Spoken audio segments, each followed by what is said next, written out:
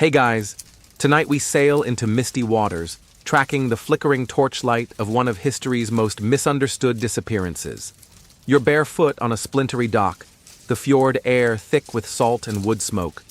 A longship creaks beside you, its dragonhead prow casting a shadow over the moonlit bay. Somewhere behind you, someone's shouting in Old Norse, but you're too busy adjusting your itchy wool tunic and wondering how on earth you got drafted into a 1,000-year-old mystery cruise. A Viking saga is about to begin, and spoiler alert, you probably won't survive this. So, before you get comfortable, take a moment to like the video and subscribe, but only if you genuinely enjoy what I do here. And hey, drop a comment with where you're listening from and what time it is over there. I always love seeing the global bedtime roll call. Now, dim the lights, maybe turn on a fan for that soft background hum, and let's ease into tonight's journey together. You step aboard the longship just as the stars begin to blur, your breath curling like dragon smoke in the air. Around you, oars dip into black water, slicing through reflections of the aurora borealis. It feels like a myth already, but it's real. And it's here that the story of the disappearance begins, not with an ending, but with a fading presence. The popular tale goes something like this. The Vikings, a wild bunch of raiders and adventurers, showed up out of nowhere in the 8th century, caused chaos across Europe for a few hundred years, and then, poof, gone. Vanished like a longboat in the fog. No final battle, no dramatic downfall. Just an eerie silence. But you and I both know stories aren't that neat. Especially not when you're rowing into the very bones of them. The ship you're on? It's bound west, toward Greenland, toward a colony people still argue about. Historians debate whether it failed because of climate change, resource scarcity, or a good old-fashioned breakdown of vibes. Either way, the Greenlanders didn't leave a forwarding address. As you settle in among barrels of dried cod and sheepskins, let's pause and picture Viking life not as endless raiding and looting, but as a rhythm. Boats coming in and out of fjords like breaths, families trading walrus ivory for silk, children learning how to scrape lichen off rocks for soup. Okay, maybe skip the soup part. It's an acquired taste. There's a strange peace on this water. You hear it in the way the crew chants to keep time. You see it in the weariness behind their bravado. These aren't cartoon villains with horned helmets, which, by the way, were never a thing. Sorry, cosplay fans. These are people trying to survive in a world that's colder than it used to be, in more ways than one. Greenland, you learn, wasn't just a vanity project. It was an actual attempt to build a permanent life. And for a while it worked. Farms, churches, trade, all clinging to the edge of a frozen continent like lichen. But the cracks were always there. Poor soil, longer winters, fewer ships making the trip, and a creeping sense that the world was moving on without them. One fringe theory suggests that some Greenlanders may have tried to relocate further west, maybe even blending in with indigenous groups in North America. A Viking skull unearthed in Newfoundland has sparked years of whispers. Historians still argue whether the Norse ever truly left the continent or simply stopped writing about it because, well, it got awkward.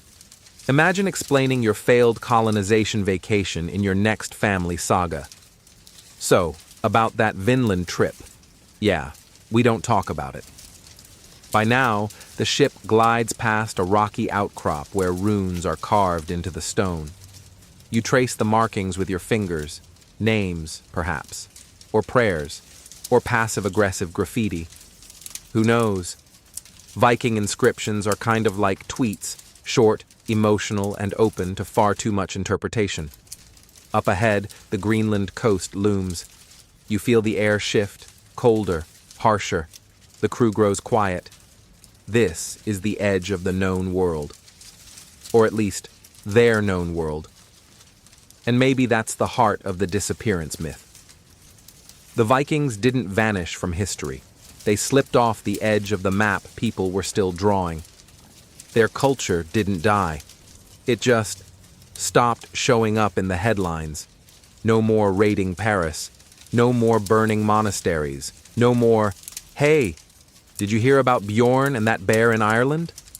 Instead, they became farmers, Christians, subjects of kings who hated all that rowdy independence stuff.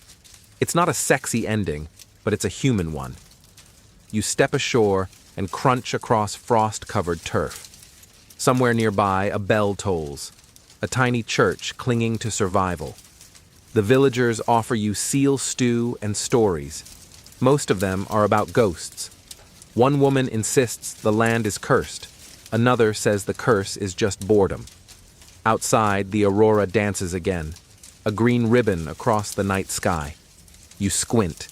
For a second, you think you see another ship in the distance, but it's gone. Just the fog now. Just you and the cold, and the creeping realization that history is made of thousands of quiet exits like this. Fewer swords, more sighs. And the real question isn't, did the Vikings disappear? It's, would you notice if they did? The stew tastes like someone dared seawater to become food, but you choke it down politely. After all, you're a guest at what might be Greenland's last Viking feast. The hall is warm from the fire pit in the center, smoke curling lazily upward before slipping through a gap in the roof. Wooden beams creak under the weight of snow and history. Around you, the villagers raise horns of mead and pass chunks of bread and dried fish. It's cheerful enough, on the surface. But there's a tightness in their laughter, like they're trying to party away the sound of something cracking outside. You scan the faces. These are descendants of Eric the Red's great gamble. Sail far enough west, and you'll find land unclaimed, untouched, unspoiled. Except Greenland wasn't exactly any of those things. More like sort of inhabitable with enough stubbornness and fermented seal blubber. And for a while, that stubbornness paid off. Two main settlements thrived here, the eastern settlement and the western settlement, both clinging to the edge of green valleys tucked inside glacier jaws. Tonight's feast, though, has the air of a wake. The cows are thin. The bread's flatter than usual. Even the mead tastes like someone watered it down. You hear one farmer mutter that another family packed up last week, headed somewhere warmer, or just somewhere else. Historians still argue whether these feasts were desperate distractions or bold shows of endurance. Either way, you can't shake the feeling that this is one of the last ones. One old man, leathery as a walrus, slams his mug down and shouts about the glory days, back when ships came regularly from Iceland, back when the bishop's house had golden altar cloths, and back when you didn't have to worry about your sheep mysteriously vanishing in the night. A younger woman teases him, "Maybe the Inuit took your sheep." He shoots her a look that could curdle milk. And there it is, the elephant in the longhouse. Or rather, the seal. The Norse settlers weren't alone here. Indigenous groups, mostly the Thule people, ancestors of today's Inuit, had been thriving in the Arctic for centuries. Skilled hunters, they knew how to survive this land far better than any European in woolen trousers. But did the Vikings and Thule get along? Well, historians still argue about that. Some say there was peaceful trade. Others hint at skirmishes, raids, and possibly even low-grade war. What's clear is this. The Greenland Norse never fully adapted to the local ways. They never quite embraced eating raw fish, hunting whales, or ditching their sheep when things got rough, even when copying the Inuit might have saved them. You sneak outside after the meal, craving air that doesn't smell like old mutton. The wind bites your cheeks instantly. The settlement is mostly dark now, windows shuttered, doors bolted. You walk to the edge of the village and look out over the Black Sea. Somewhere out there is Europe. Iceland. Maybe help, but fewer and fewer ships are making the trip. The trade routes are faltering. Even Norway isn't sending letters anymore. It's like Greenland got deleted from everyone else's mental map. There's one house still flickering with lamplight. You peer through the window. A woman is mending a sleeve, her child asleep beside her. There's a calm there, a quiet strength. It's not all desperation and doom. These people are still living, still hoping. But even hope, you realize, gets tired in the cold. You think of the feast again. Not the food, but the stories. Every single person at that table had one. A great-grandfather who saw walruses the size of oxen. A cousin who tried to sail to Vinland and never came back.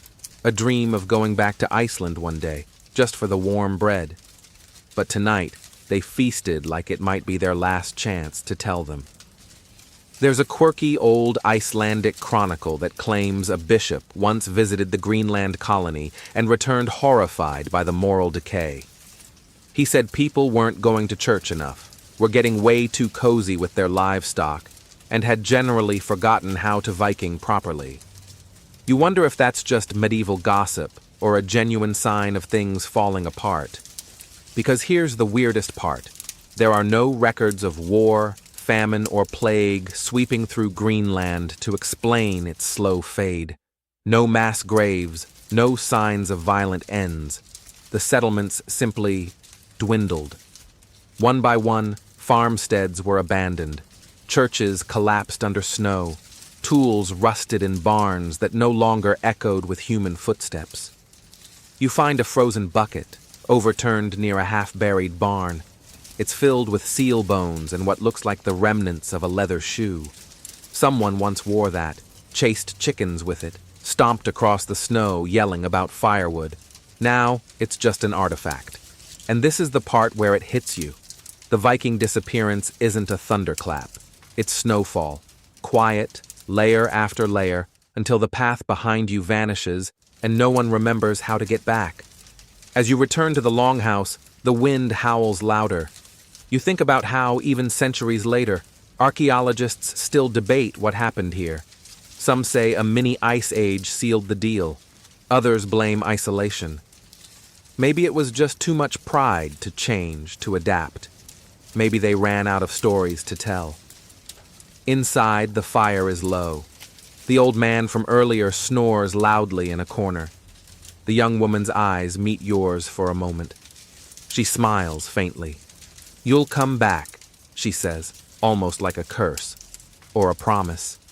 And as you curl up under a scratchy fur blanket, heart still echoing with voices and drums, you wonder, if a whole people vanish in slow motion, did they ever really leave? Morning hits with the soft thump of snow collapsing off a roof. You stir under the fur, your breath fogging in the cold. No rooster crows, no bustling market. Just the creak of old wood and the sound of silence trying to pretend it's peaceful. You step outside and find the feast hall already empty. Smoke trickles from a few chimneys. Most homes look shuttered. You'd almost think the village had vanished overnight, except for the footprints in the snow. You follow them out past the fence line, toward the scattered ruins of farms long since surrendered to frost. The ground crunches underfoot, thin ice cracking like old bones. You spot a collapsed turf house ahead, just a hump in the landscape, roof caved in, timbers jutting out like ribs. You kneel beside a mossy stone and brush off the snow. A carving stares back at you. A name? A prayer? A reminder? Or someone just bored during winter? What you're standing in isn't just someone's ruined house. It's part of a pattern. Dozens of such abandoned farms have been found across Greenland's once thriving eastern settlement. Archaeologists have uncovered sheep pens with no bones inside, pantries with broken jars still in them, and tools tossed aside like the workday never ended. There's something haunting about these ghost farms. They don't feel attacked or looted. They feel left, quietly. Maybe the family packed up and tried their luck further inland. Maybe they waited for a supply ship that never came. Or maybe they just stopped. Stopped planting. Stopped hurting. Stopped hoping. You duck inside the crumbled house. It's dark and low. You can almost hear echoes. A child laughing, someone cursing the weather, soup bubbling in a pot. There's soot still on the ceiling, a rusted axe near the doorway. No signs of struggle. Just abandonment so gradual, it feels like nature itself slowly leaned in and whispered, "This place belongs to me now." One mainstream theory for the collapse of the Greenland Norse settlements is climate change, specifically the Little Ice Age, a slow cooling period that made summers shorter, winters harsher, and pastures useless. Cows froze, crops failed, seal hunting became essential, and guess who already knew how to hunt seals really, really well? Yeah, the Inuit, who were, inconveniently for the Norse, thriving at the same time just a few fjords away. There's evidence the Greenland Norse were aware of their indigenous neighbors. You find it in iron arrowheads buried next to harpoons, in trade goods that crossed cultural lines, but there's very little sign they learned from each other. Instead of switching to kayaks or hunting narwhals, the Norse settlers clung to old routines, raising livestock, building churches, writing letters no one answered. Historians still argue whether that refusal to adapt was cultural pride or just plain stubbornness. Either way, the result was the same: an unspoken exodus, family by family.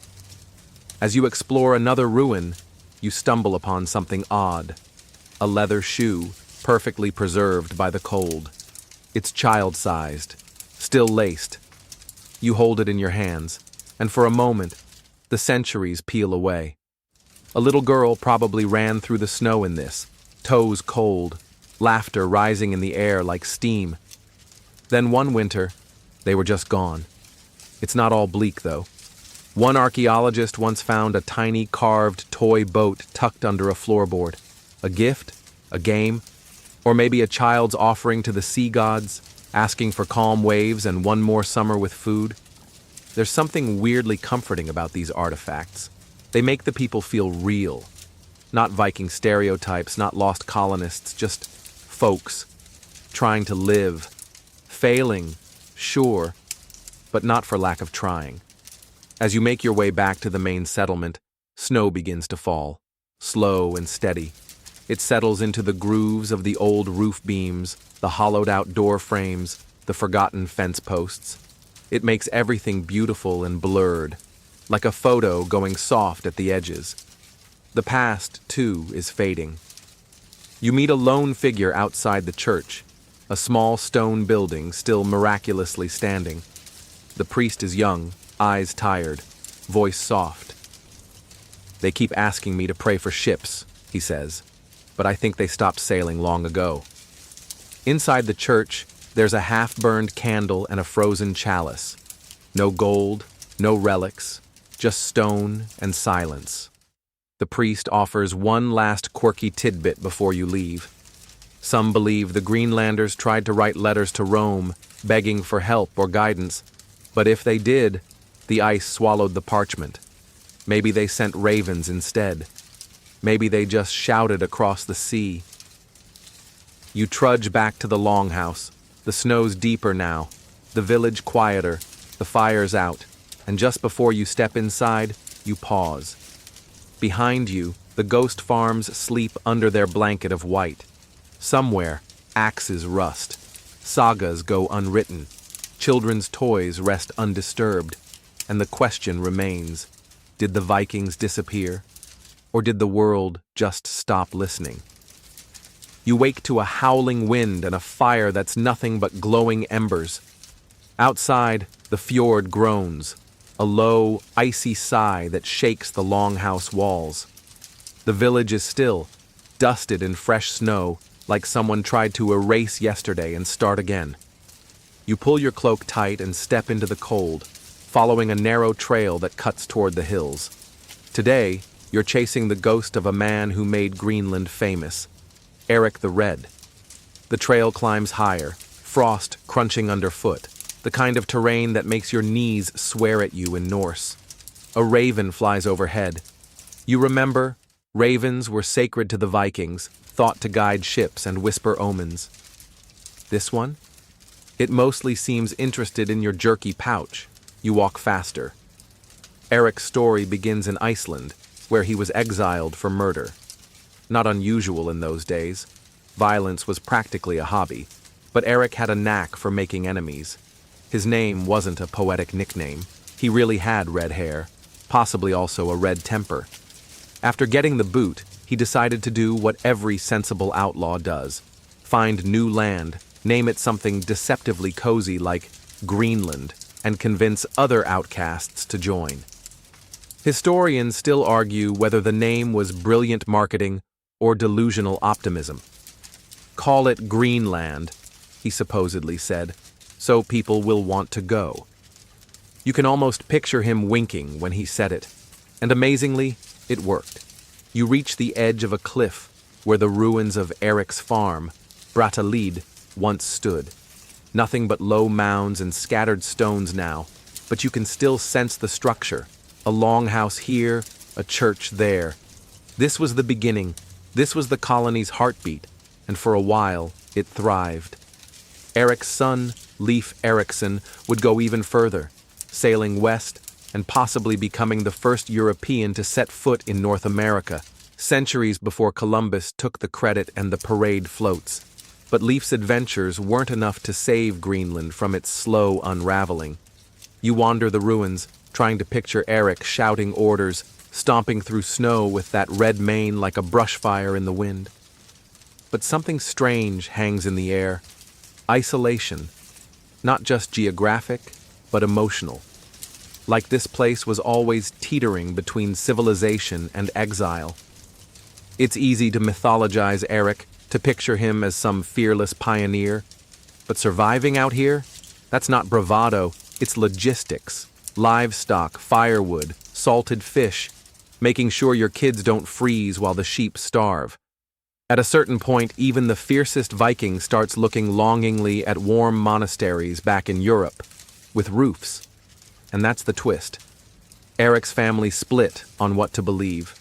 Leif converted to Christianity while Eric stayed loyal to the old Norse gods. It's said Eric refused to sail to Vinland with his son because there was a cross on the ship's mast. You can imagine the dinner arguments. "Dad, Odin's great and all, but Jesus has better winter cloaks." Blasphemy, Leif. At least Odin doesn't judge you for stealing seal meat. Inside what's left of Eric's chapel, yes, even he eventually built one, you spot a broken stone slab, maybe once an altar, maybe just a very inconvenient table. Either way, it marks the uneasy compromise, pagan roots wrapped in Christian trimmings, and that tension would stretch across the whole Greenland colony. You sit on a boulder and let the wind slap your cheeks. This is where legends turn into logistics. Eric the Red wasn't immortal.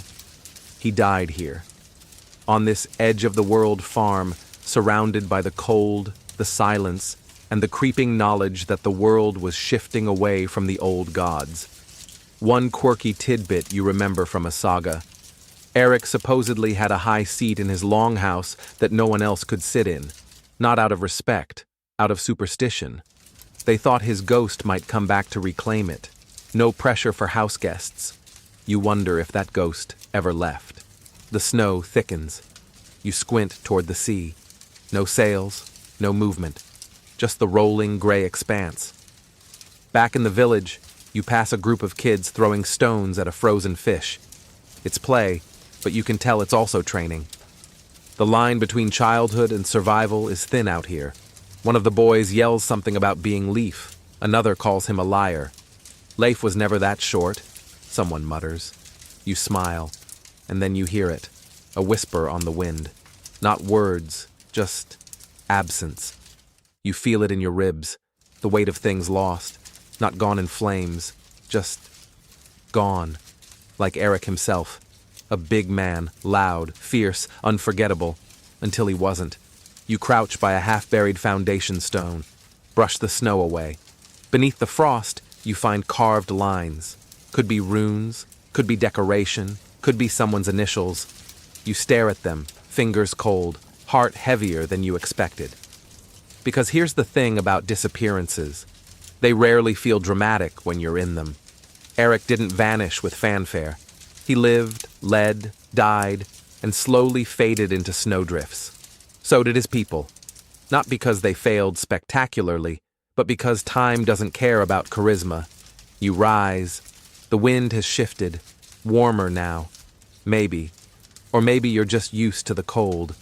You head back toward the village, Eric's ghost at your heels, and wonder, not for the last time, how many other legends we've mistaken for silence.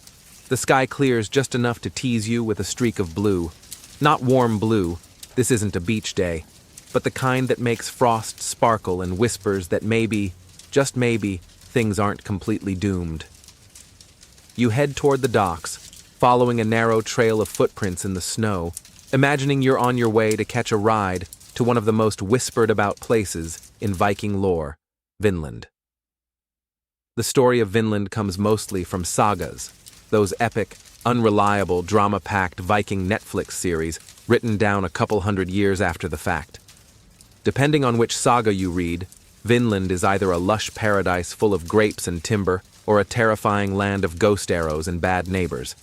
Either way, it's a place the Vikings definitely found, briefly explored, and then awkwardly ghosted. You board a long ship bound west. It's smaller than you expected, cramped with barrels, goats, and that one guy who won't stop humming about whales. You grip the side as the boat tilts through frigid swells. This voyage is no luxury cruise. It's 7 parts determination, 2 parts insanity, and 1 part hoping your god is paying attention. The coastline vanishes. Days pass. The stars guide you. The food runs low. And then one morning, land. It's greener than Greenland ever was, thick with pine forests and bursting with unfamiliar bird song. Your boots sink into loamy earth instead of snow-crusted gravel. The Vikings called it Vinland, maybe because they found wild grapes here, though historians still argue whether those were actual grapes or just wishful berries paired with too much fermented seal. You explore the shoreline, and for a moment, it's easy to see why the Norse were enchanted. Timber, fish, even game animals that don't look half-starved. A weirdly moose-heavy Eden. It must have felt like finding Earth 2.0. But paradise had a problem. People were already living here. The Norse referred to them as scralings, a term as vague and condescending as it sounds. These were likely ancestors of modern indigenous peoples, Mi'kmaq, Beothuk, or Inuit, and they weren't exactly thrilled to have noisy, smelly boat people setting up camp. The sagas describe trading, tension, and eventual violence. One story tells of a Viking scaring the scralings away by biting into his own shield like an absolute lunatic. Another tells of a sudden arrow attack during a game of ball. Imagine being mid-soccer, and suddenly it's war.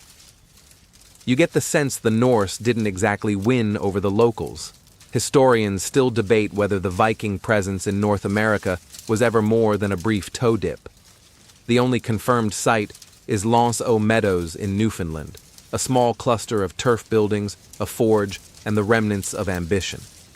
It's the Viking equivalent of building a treehouse and then abandoning it when the mosquitoes get too aggressive. You find yourself standing near where one of those huts once stood. The foundation lines are faint, but the structure's logic is still there. Low walls, communal fire, practicality over comfort. Someone carved out a life here, even if only for a few seasons. You imagine the wind howling at night, unfamiliar animals crashing through the woods, and the haunting sense of being both first and out of place. A quirky tidbit pops into your head.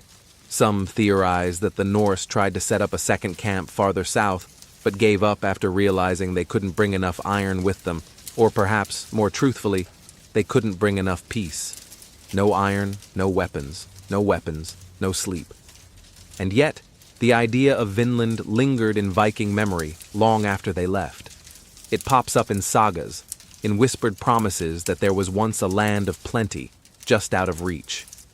Like a historical fever dream. Or that vacation you keep saying you'll go on, but your passport expired in 1006. You walk through the forest beyond the site, breathing in the damp air. Pines stretch upward, oblivious to your presence. Somewhere nearby, a river flows, cold and steady. You imagine a Norse woman washing clothes there, or a boy catching fish, or maybe just someone sitting quietly, wondering whether it's worth going back to the boat. Because that's the part no one talks about much, the return journey, the decision to leave. It couldn't have been easy, leaving behind good timber and fertile land.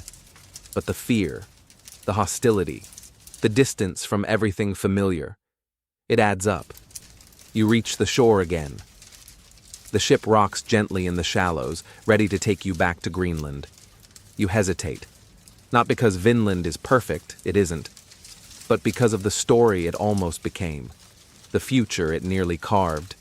If things had gone differently, maybe we'd all be speaking a version of Norse today, ordering coffee in Icelandic English hybrids, wearing runes on business cards. But the Vikings left. And in leaving, they created the greatest historical what-if in North America. As you climb aboard, you glance back one last time. No statues, no monuments, just trees reclaiming a dream. And the whisper that maybe the real reason they disappeared is that no one stayed to remember them properly. You're back on the longship, sailing east now, the cold sea slapping the hull like it has a grudge. Vinland fades into a gray smudge behind you. Greenland waits ahead, but something has shifted. You've seen the promise of a future, lush and open, and now you're returning to a land slowly closing in on itself. When the boat finally crunches against the icy shore again, you step out onto land that feels smaller than before. Not just physically, spiritually.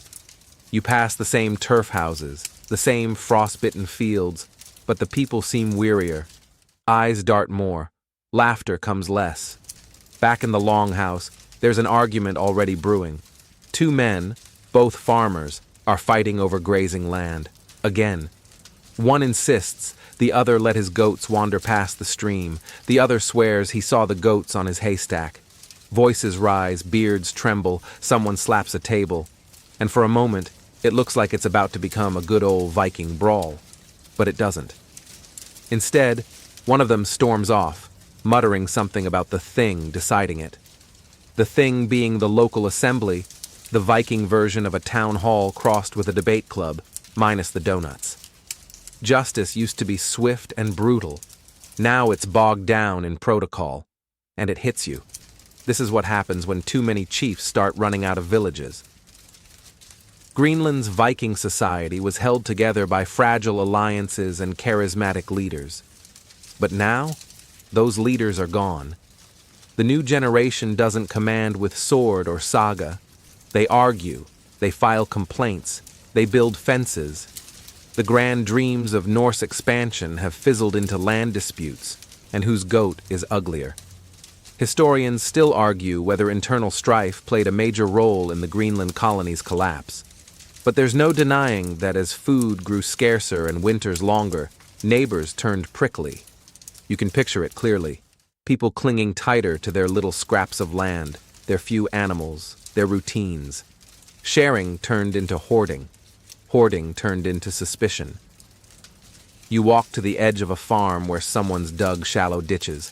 Territorial lines, like a poor man's moat. There's a post with runes scrawled on it. Likely a warning.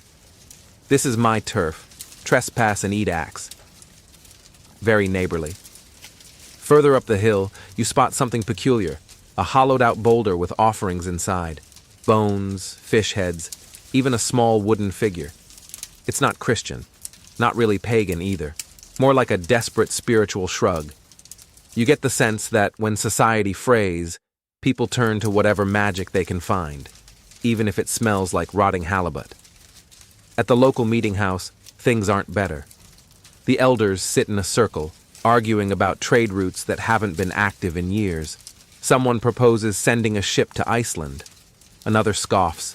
No timber for the hull, no men to spare, and no guarantee the ice will let them out of the fjord anyway. Still, they talk. Because that's what people do when they're afraid. They pretend decisions matter. You sit in the corner, watching. No one notices you. Or maybe they do, but you've become like the wind. Always around, never answered. A quiet ghost among people too busy unraveling to see they're part of something much bigger than themselves.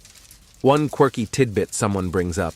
There was a rumor that the bishopric was considering abandoning Greenland, pulling the clergy out. That might not sound dramatic to you, but for these folks, it's like your Wi-Fi getting cut midwinter. If the bishop leaves, who blesses the sheep? Who marries your daughter? Who buries your uncle and tells you he's definitely not going to Helheim? You head outside, needing air. The sky's gone slate gray. It's not snowing yet, but the wind says it's thinking about it. By the river, two boys are tossing stones. You recognize one. He was at the feast a few nights ago, laughing. Now he's quiet, watching the water swirl. You sit beside him. "Do you think the ships will come back?" he asks. You pause. "They might," you lie. Because what else can you say? The truth is, you wouldn't come back either. Not to this. Not to squabbles over goats and politics dressed up in sealskin. Back at the longhouse, another argument flares up. This time, it's about who gets to use the only sled. Voices rise again. You don't stay to hear the ending. As you wander the empty paths, you realize something profound. The Vikings didn't disappear in a dramatic final act. There was no curtain drop, no heroic last stand. They simply fell into the oldest trap in the human playbook, infighting. 1,000 little grudges, until no one remembers what the fight was even about. Just cold hands and colder hearts. You reach the cliffside near Eric's farm. The sea stretches endless and gray. Below, waves smash against rocks that once welcomed ships from across the world. Now, nothing but spray and wind. And in your mind, a whisper. Maybe the greatest tragedy isn't that the Vikings vanished. Maybe it's that they stopped being a we and started being an I. The wind sharpens overnight, slicing through the village with icy fingers that probe into every crack and crevice. You wake to find frost on the inside of the longhouse window, traced in delicate curls like the gods were doodling while bored. Outside, the air is brittle, the kind of cold that makes your nose consider early retirement. You throw on your cloak and step into a world that's quieter than usual. Even the animals are silent. A thin crust of snow clings to everything, and you sense a shift, not just in the weather, but in the people. Something's off. You trudge toward the central well, and the woman drawing water nods at you, face pale, lips cracked. "It's too early," she mutters. "Shouldn't be this cold yet." She's right. It's not just winter, it's worse. The cold has arrived early, and it's hungrier. This wasn't always the way. There was a time when Greenland's summers were long enough to grow grass, when sheep grew fat, and the fjords sparkled instead of growled. But now, the snow arrives sooner, stays longer, the sun sets faster, the sea freezes harder. What you're feeling is part of a broader climate event, known as the Little Ice Age, a centuries-long chill that began around the 14th century. The shift wasn't sudden, more like a slow breath in reverse. Crops failed more often. Sea ice expanded. Sailing became perilous. And for a fragile colony like Greenland, it was the equivalent of the Earth saying, "I'm done playing nice." You head toward one of the outer farms. The path is buried, just a faint depression in the snow. A reindeer crosses your way, thin, wary. The barn ahead looks half collapsed, its roof sagging under snow it wasn't built to carry. Inside, the farmer's wife is trying to start a fire, muttering to herself, cheeks flushed from the cold and likely the frustration. Her hands tremble, not from age, from exhaustion. Firewood is scarce. The peat fields are frozen too deep to dig. "We used to burn driftwood," she says, voice soft. "Now it just doesn't drift anymore." You peer into the larder. It's bare. A single seal carcass hangs in the corner, its eye socket oddly watchful. This isn't survival anymore. It's delay. Back outside, the wind picks up. Snow spirals. You tug your cloak tighter and move toward the coast. The fjord is mostly ice now, thick enough to trap seals but not thick enough to walk on. The boats are lashed to posts, useless. One is half frozen in the bay, like it tried to escape too late. You remember a quirky tale told by one of the older villagers last night, how some families once tried tying bells to their livestock so they wouldn't lose them in the snowstorms. The bells never helped, but they did make it easier to hear the sheep die. Cheery. You spot a boy near the church digging through snow with a bone-handled spade. He's not playing, he's looking for something. A root, maybe, or old firewood. His breath comes in quick puffs. He doesn't speak when you approach. You realize, in this cold, talking is a luxury. Historians still debate how much of a role climate played in Greenland's collapse. Some argue it was the deciding factor, that the weather turned against them and nothing could be done. Others suggest the Norse made things worse, overgrazing the land, refusing to adopt Inuit hunting methods, clinging to old traditions while the world shifted under their frostbitten feet. But whether it was hubris or just bad luck, the result is the same. Cold became the most efficient killer, quiet, inevitable, relentless. By midday, even the goats look tired. You pass one huddled near a wall, eyes half-lidded. There's no bleeding anymore, just breathing. You hear someone hammering near the docks.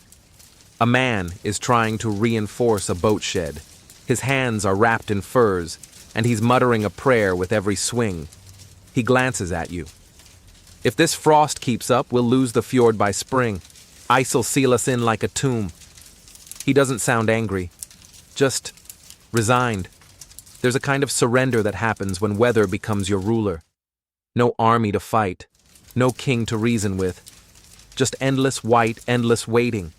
You walk back toward the village and past the cemetery. Snow covers most of the grave markers, but a few jut out like crooked teeth. Some have runes, others crosses. One stone is shaped like a fish. You wonder if that was meant as a joke, or if someone just got tired of carving. A fresh mound sits nearby, no marker yet. A small pile of pine branches laid gently on top. You kneel beside it. Someone whispers a name behind you. You turn. No one's there. Maybe it's the wind. Or maybe it's the land remembering the ones it claimed. You return to the longhouse, where the fire is finally burning strong again. The room is quiet. Someone's roasting something that smells halfway between victory and desperation. You sit by the flames, fingers thawing, and as the snow whispers against the walls, you realize something chilling. The Vikings didn't disappear in a battle, a plague, or a blood-soaked saga. They froze, one frost-bitten toe at a time. By morning, the snow has crept under the door, forming a thin, glittering line across the longhouse floor. Someone sweeps it away without a word. No one seems surprised. You wrap yourself in your cloak and glance at the hearth. It's already struggling, the fire sputtering like it wants to go back to sleep. Can't blame it. You do too. You step outside and nearly collide with a man in crisp woolen robes soaked through with sleet. He has a silver cross around his neck, a walking stick in his hand, and the expression of someone who believes strongly that your eternal soul is always 5 seconds from peril. He nods curtly. "Praise be," he says. You nod back. "And possibly frostbite," you mutter.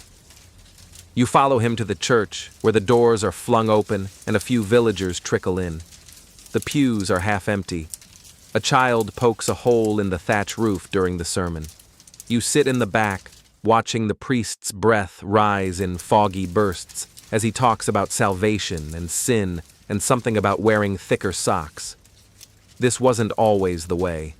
When Christianity first arrived in Greenland, it was a bit like inviting a guest to dinner who then slowly redecorates your entire house. Crosses replaced hammers of Thor. Baptisms replaced blood sacrifices. Eventually, even the sagas started to mention Jesus. Awkwardly at first, like he was a guest character in a very different show. Historians still argue how sincerely the Norse embraced Christianity in Greenland. Some say it was genuine conversion. Others think it was political survival. Aligning with the church kept the trade flowing and the taxes slightly less murderous. Either way, churches were built, priests were sent, and by the 12th century, Greenland even had its own bishop.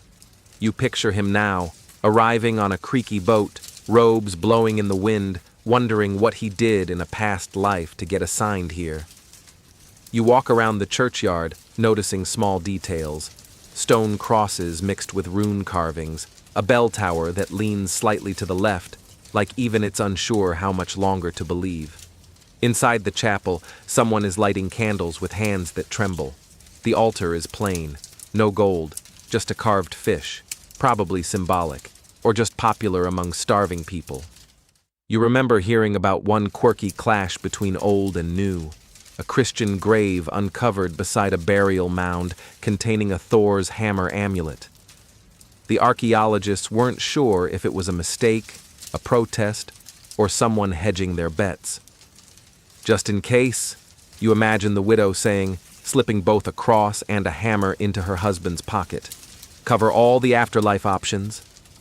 As the sermon ends, you catch fragments of conversation. A baby born last night, the winter grain rotting in the shed, a priest from Iceland rumored to be arriving next year, though no one's sure there's still a bishopric to send him.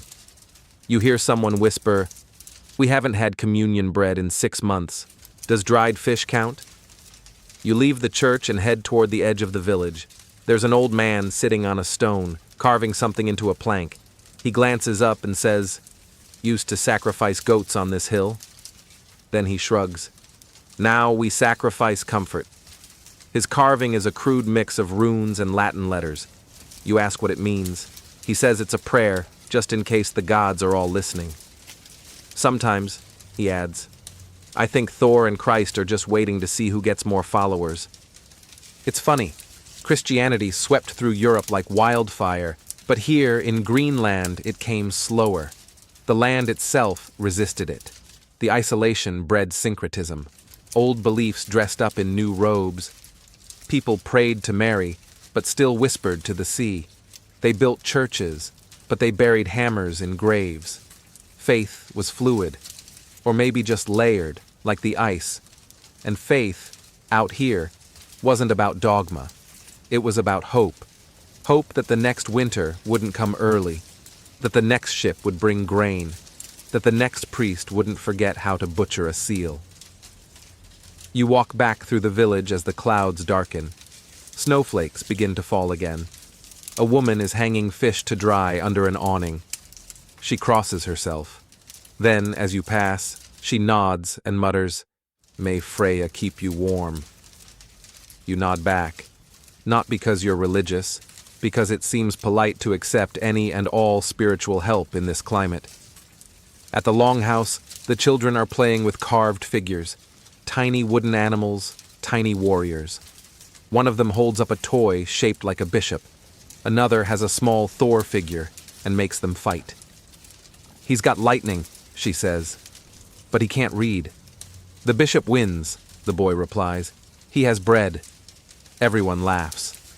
It's a joke, but also not, because here in Greenland, belief isn't about choosing a side. It's about surviving long enough for your gods, any gods, to matter. And as the wind rises and the sky bruises purple, you wonder, what happens when belief outlasts the believers?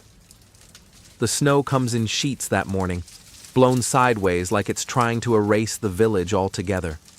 You wake with your breath visible again, your toes curled tight in wool socks that are, frankly, doing their best. Outside, the fjord is no longer water. It's white stone, frozen solid. The boats are still, trapped. That's not poetic. That's just terrifying.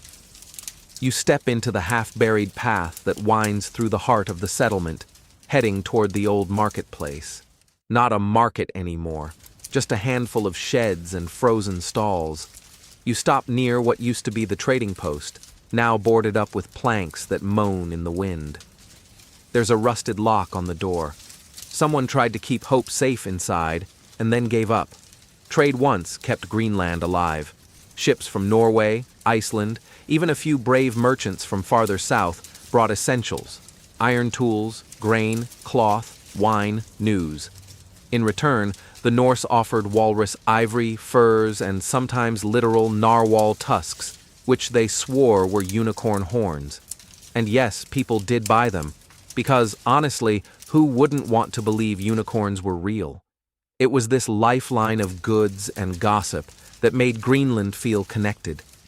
But now, that lifeline has frayed. 1 winter without a ship is a scare. 2 is a problem. 3, and suddenly you're just a very cold island with a reputation no one remembers. You push open the creaky door to an old storage building. Inside, half-empty crates, dry fish bones, and a barrel of spoiled butter. Something so pungent you back out and apologize to your nose. These crates once came from Bergen, or Oslo, or somewhere warm enough to grow barley.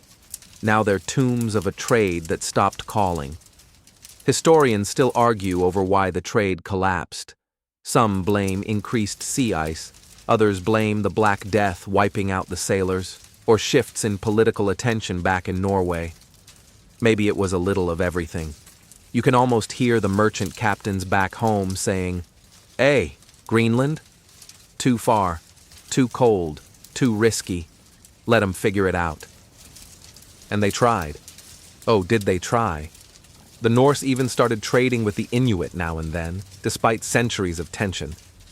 You find a curious item in one of the market bins, a harpoon tip, clearly not Norse. Too slender, too efficient. It's Thule craftsmanship. You hold it, feel its balance. It whispers survival. But cultural pride can be louder than wisdom. The Norse resisted adopting Inuit technology, kayaks, dog sleds, tailored fur garments, because they saw it as primitive. Which is ironic, considering those primitives were out there spearing seals while the Norse were trying to grow hay in permafrost. A quirky tale surfaces in your memory. One Greenland settler supposedly wrote back to Iceland complaining that the sea had grown hostile and no ships dared brave it.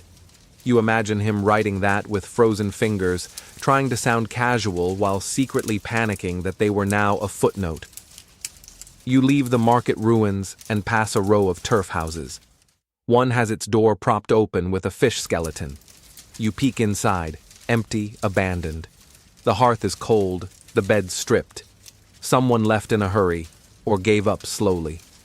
It's hard to tell. Further on, you reach the blacksmith's old shed.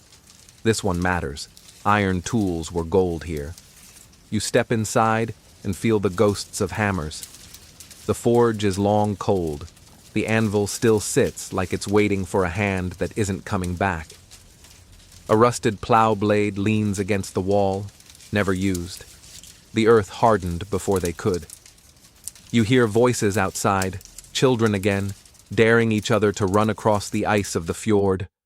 One slips. No one laughs. They're too used to falls now. You make your way down to the dock, what's left of it. The pylons are mostly gone, chewed away by time and sea.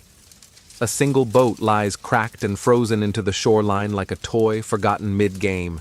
Ropes stiffen in the wind. You sit on a frozen crate and watch. This dock once bustled.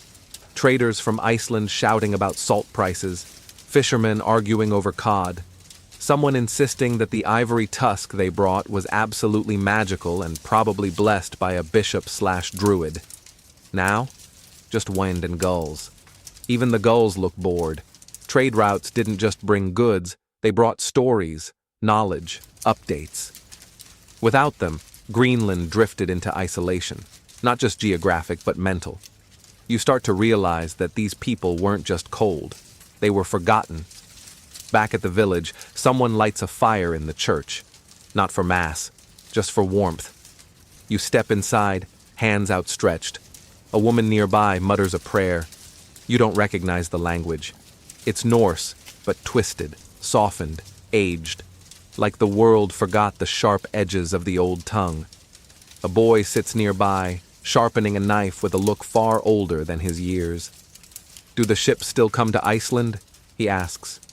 You pause, then nod slowly. Sometimes. It's not a lie. Not quite. As the fire crackles, you look around at the faces illuminated in orange light. These aren't adventurers. Not anymore. They're not warriors or raiders or saga heroes. They're villagers, scraping meaning from a world that stopped writing them into the story. You step outside again. The sun is going down, even though it feels like it just came up. That's how time moves here. Short, sharp bursts of light surrounded by endless cold. And as you stare out over the frozen bay, you think, they didn't just lose trade, they lost the world. By now, the village feels like a theater set after the audience has gone home. The lines have all been said. The props are worn thin. You walk through the snow-covered paths like a ghost retracing footsteps from a play that's no longer being performed. Except, there are still people here. They breathe, they eat, they argue over goats. But something vital has shifted. Once upon a time, these people were Vikings, or so they were called. Raiders, explorers, wild men with tangled hair and worse hygiene. Now, you pass a man tallying sheep on a clay tablet, adjusting for birth rates. Another discusses repairs to the barn's roof. A woman grumbles about a shortage of buttons. These aren't the stormbringers of medieval fear. These are homeowners with cold fingers and overdue chores. You find yourself near the village's central hall, where once songs of conquest echoed. Now, someone's mending fishing nets. The only war here is between mildew and rope. This transformation didn't happen overnight. It was slow, inevitable. As the raiding years faded, the Norse evolved, or maybe dissolved, into something more like everyone else. Farmers, traders, taxpayers. And with that evolution came a strange, quiet vanishing. Not of people, but of identity. Historians still debate whether the Viking Age ended with a bang or a whimper. Some point to the Christianization of Scandinavia, others to the consolidation of monarchies. But here, in this frost-bitten outpost, you feel it clearly. The Vikings didn't die out. They were absorbed. The wildness was folded into something tamer. The edge was dulled by treaties and grain shortages. The axe became a plow. The longship, a memory. You walk toward the edge of town, where a young man is reading aloud from a saga book, his voice low, rhythmic, respectful. The story is about a warrior named Bjarni, who once killed a bear with nothing but a broken shield and an insult. Everyone laughs softly. No one mentions that no one here has seen a bear in a decade. You pause and glance at the young reader. His clothes are wool. His hair is neatly tied back. His hands are calloused from fishing. He's Bjarni's great-great-great-grandson, probably. But he wouldn't last 10 minutes in Bjarni's story. And that's okay. Not every generation gets to be the loud one. Inside a nearby house, you spot a loom. A woman is weaving by the fire, fingers deft and tired. Her daughter watches, bored. The pattern includes little ships. She's never been on one. Might never go. The fjord doesn't freeze like it used to. It freezes more. Back outside, you meet a man carrying a ledger. Yes, a ledger. Turns out, Greenlanders still tracked debts, land rights, wool shipments, bureaucracy, even here, finds a way. He tells you proudly that the governor in Iceland has approved a new system of weights. You nod solemnly, as if this is exciting. It's not. But it matters, because now survival is paperwork. A quirky tale floats to mind, an account of a Norse woman who took a neighbor to court over a stolen pig, only to have the judge rule in favor of the pig. No one remembers why.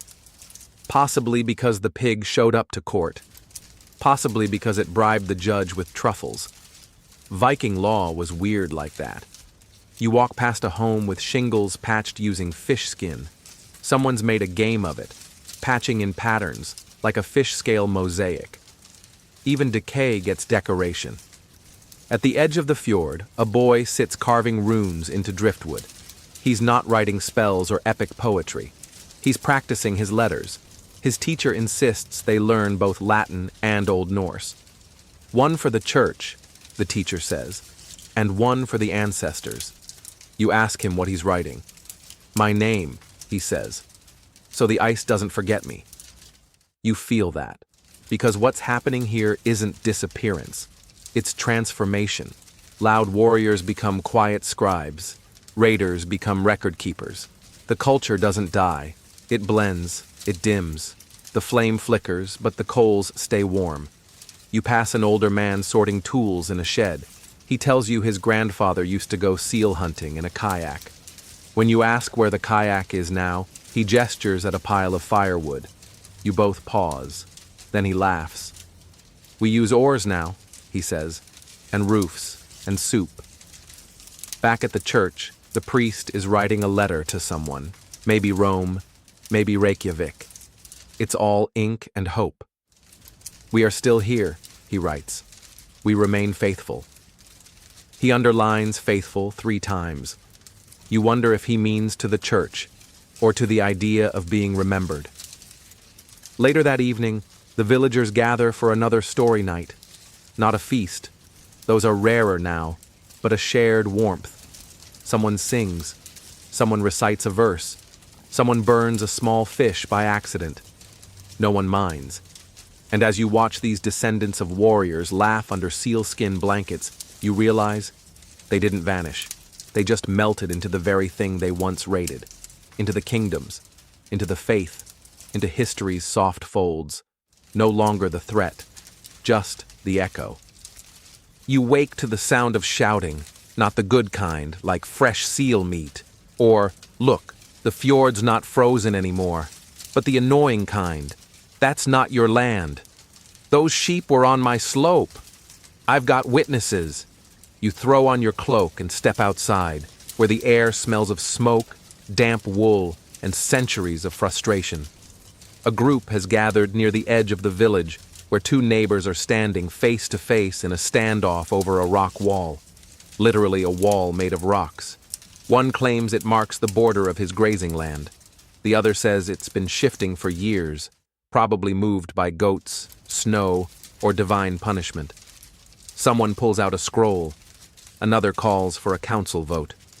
The tension is less sword-drawn duel and more bureaucratic sigh. This, you realize, is what happens when kings and taxes arrive to crash the party. Gone are the days when land was claimed by shouting and swordplay. Now, everything is measured, recorded, approved, and taxed. You wander toward the longhouse that serves as the village's central hall, where a man with ink-stained fingers is meticulously copying land rights into a ledger. He barely looks up. We're due for a re-evaluation, he mutters. New quotas from Norway. You don't ask what that means. You already know it's bad.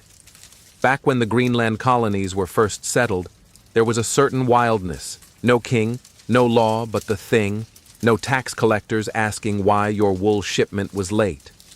But over time, the Crown of Norway began to reach out. First, it was traders. Then it was bishops.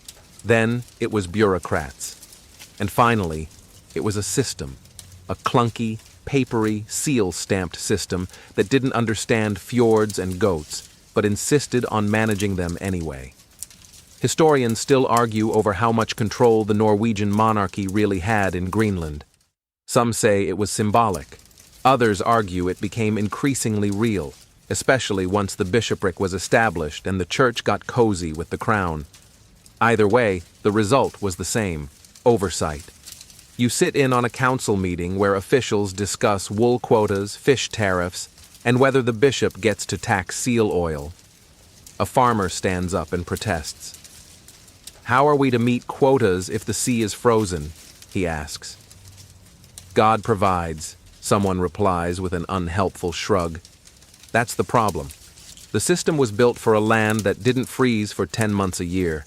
A land with roads and coinage, and enough people to run a decent tax office. Greenland had none of those things, but the taxes came anyway. One man jokes that they should send their bishop a narwhal tusk and claim it's a divine relic. Another mutters, "Last time I did that, I got 3 years of penance and a bill for heresy."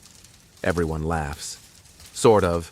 You wander to the home of a man known for keeping every letter he's ever received from Iceland.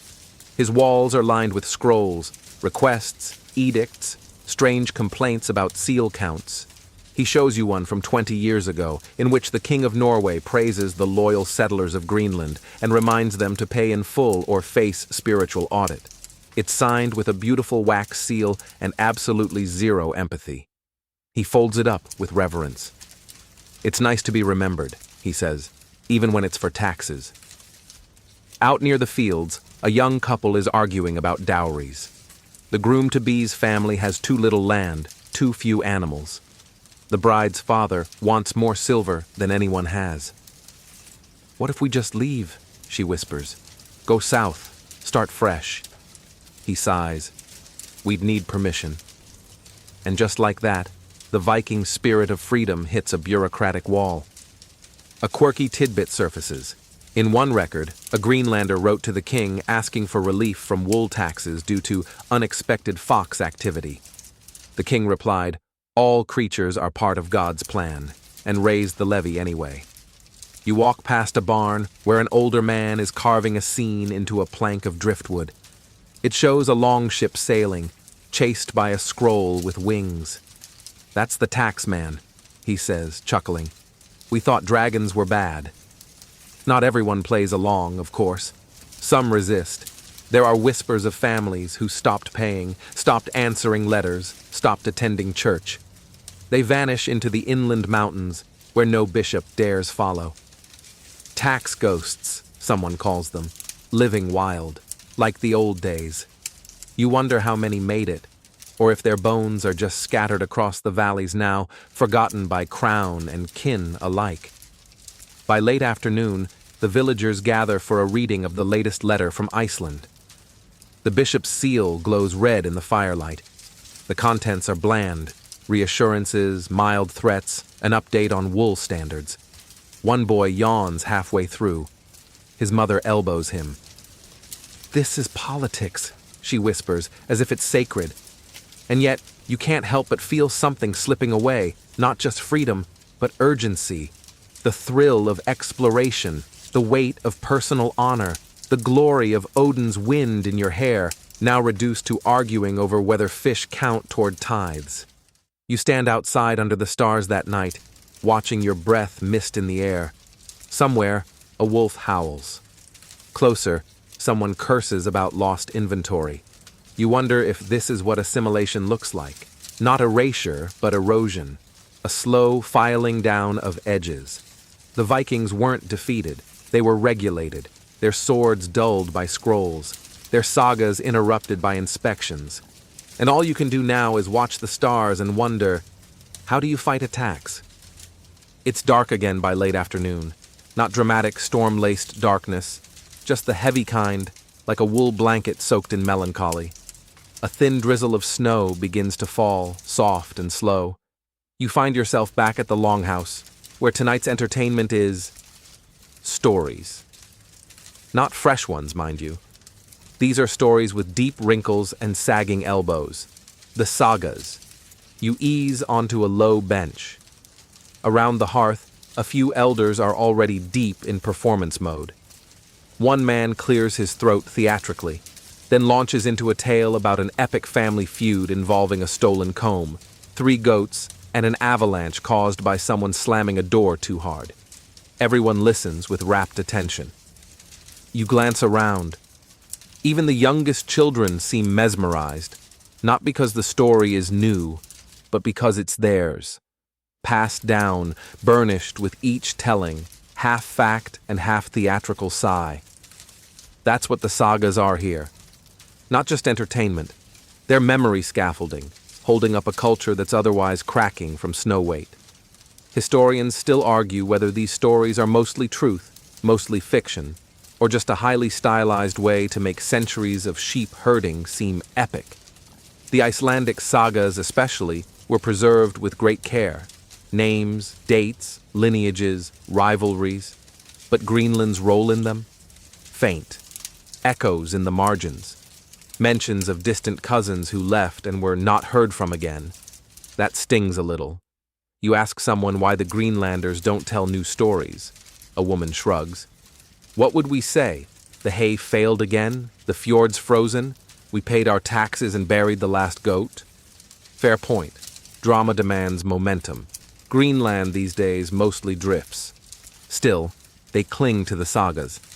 One man tells a tale of Leif Erikson sailing to Vinland and building a house with 10 doors, one for each direction trouble might come from. Another describes a berserker so furious he bit a rock in half. To be fair, he adds, rocks were softer back then. A child pipes up. Is it true they used to put fire inside barrels and roll them down hills toward enemies? The adults exchange a look. Probably, someone says. We were very creative. You smile. The details blur, but the tone is familiar. These stories are like that old pair of socks you keep despite the holes, because they remind you who you were, who you thought you were. But there's something else happening too. A kind of soft forgetting. A saga bloat. You notice that some names are used more than once, sometimes for the same character, sometimes for completely different ones. Someone calls a hero Bjorn Flatnose, and 5 minutes later someone else swears Flatnose died falling into a soup pot. Different Flatnose, they explain. This one was lucky. A quirky little realization dawns on you. They've started merging their past. Characters from different centuries are cohabiting stories. Battles that happened decades apart are now conflated into one big legendary brawl. It's not intentional deception. It's comfort, compression, like mental hibernation. You see this too in how people reference old glories. They speak of raiding days with pride, but when you ask details, the answers become dreamy. My great-grandfather stood on the prow of a longship. He raided Paris or York, or maybe just yelled at a priest. Same difference. You head outside to breathe. The sky is low and glowing. The northern lights faint tonight. You look up and wonder how many of the people who once shaped these stories would recognize themselves now. Inside a smaller house, you find a woman writing, not carving, not chanting, writing. She's copying one of the sagas by hand. The ink is made from boiled berries and ash. The parchment is scraped fish skin. It smells historical. You watch her pause, squint, and change a line. Was that really how it went? You ask. She shrugs. That's how it goes now. That's the thing, isn't it? The stories are shifting, growing rounder at the edges, warmer in the telling. Not because of lies, but because memory wants company, not correction. There's a particular saga that gets told more than once during your stay. It's the one about the man who built a ship from pieces of other wrecked ships, each timber from a different disaster. By the time he sails, there's nothing left of the original. Someone always asks, is it still the same ship? And someone always replies, depends who remembers it. You pass a home with a door painted in swirls of red and black, patterns said to protect from bad luck and stale stories. Inside, a young girl is being taught the names of her ancestors. She stumbles over some. Her father corrects her once, then lets the next ones slide. Later that night, you join the villagers by the hearth again. The flames flicker, casting long shadows on the saga-bearers' faces. Another tale begins. This one about a woman who outwits trolls using only cheese and sarcasm. It's absurd. Everyone laughs. Someone adds a new ending. Someone else adds a joke about taxes. The story mutates, like stories always do, and you sit back, close your eyes, and feel the warmth of a culture that hasn't disappeared. It's just curled inward, like a cat in winter. The sagas may be slipping out of history, but they're still wrapped tightly around the hearts of those left to tell them. You wake up to the sound of boots crunching in snow and something wooden slamming shut, again and again, like someone really wants the door to know who's boss. Outside, a commotion, shouting in Norse but crisper, cleaner, less frostbitten. You peek out and see a group of riders arriving. Their cloaks are finer, their boots newer, their expressions taut like stretched bowstrings. These aren't local Greenlanders. They're from Norway. Not traders this time, not priests, officials. You follow at a distance as the group dismounts.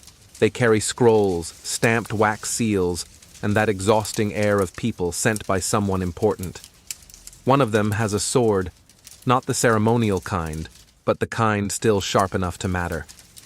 The villagers gather warily, eyes flicking from fur-lined boots to unfamiliar flags. Inside the longhouse, a meeting begins. You linger near the back, the firelight casting shadows over documents and expressions alike. The visitors unfurl a proclamation from the king, more regulation, more reminders of loyalty. A bishop has been reassigned.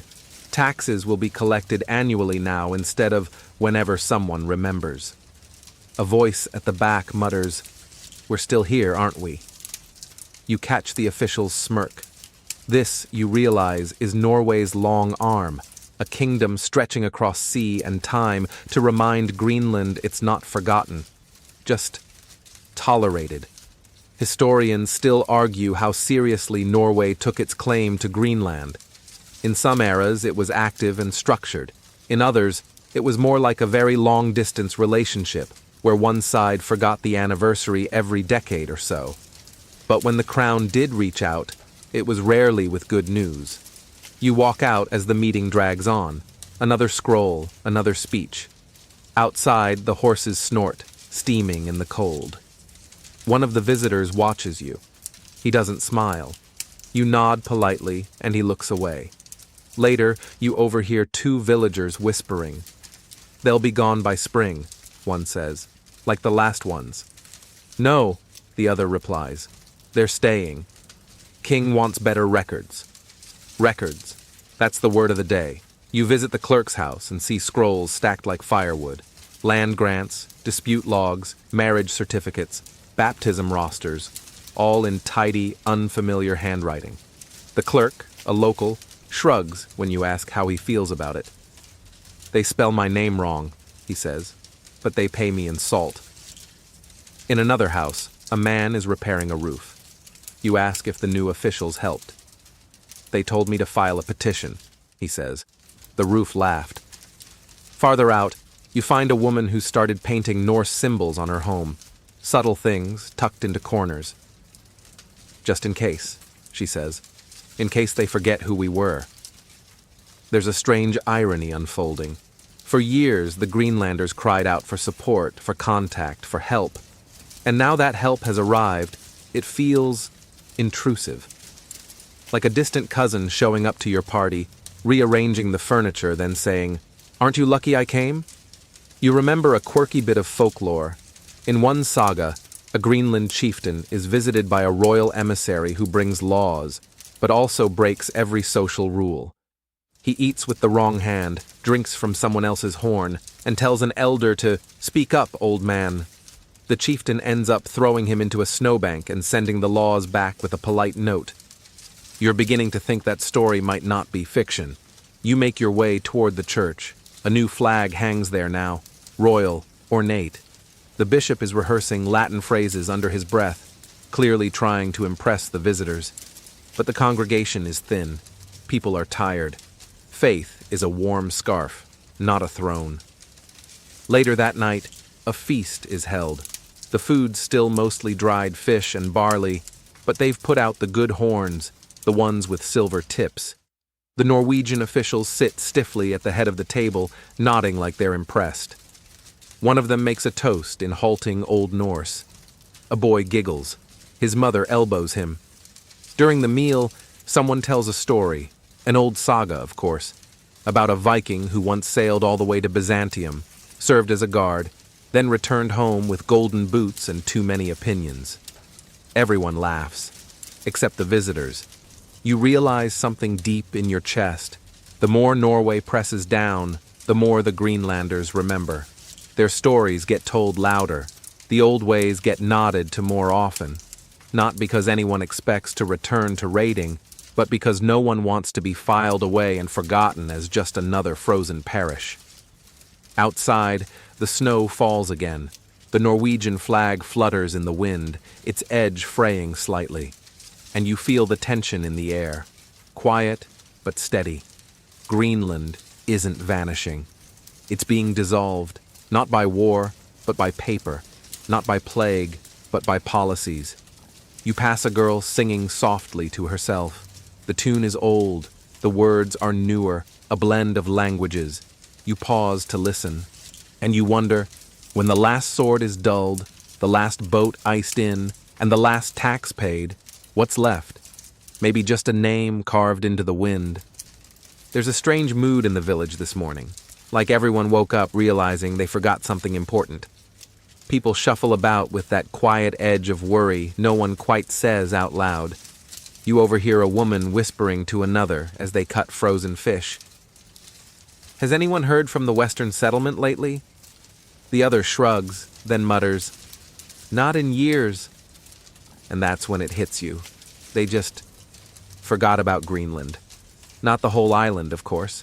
You're standing in what remains of the Eastern settlement, the one that hung on longer, closer to Europe, better connected. Barely. But out west, where entire families once thrived in smaller farms scattered along the coast, silence. No messenger, no word, just absence. You hike toward an overlook later that day, where the path dips toward the edge of the fjord and gives you a distant glimpse of the coastal route that once connected these communities. It's mostly ice now. The wind carries no voices. You picture the old paths choked by drifts, the stone cairns lost beneath snowfall, the small boats docked and never untied again. Historians still argue about the fate of the Western settlement. Did they starve? Freeze? Were they absorbed into Inuit communities? Or did they simply pack up and leave, one quiet day after another, until no one was left to notice? No mass graves, no records, just the unsettling, echoing nothing. You ask an elder about it by the fire that night. He stares at the flames for a long moment before answering. They stopped sending fish, he says. That was the first sign.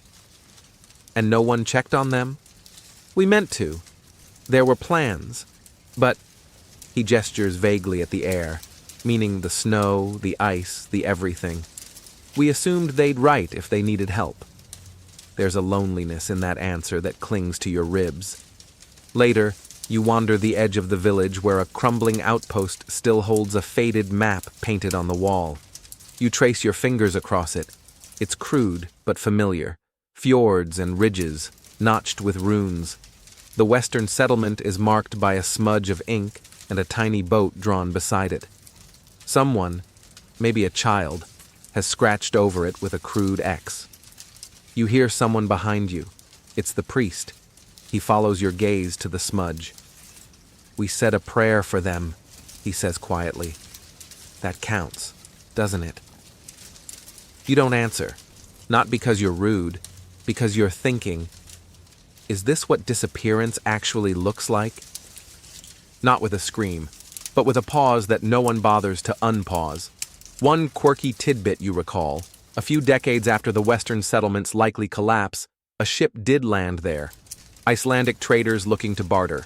They found empty houses, a table still set for a meal, the fire cold, the hearth unwashed, like the people had just stepped outside and never came back. The traders left without taking anything. Even they felt the hush. You visit the church later and find the bishop writing again.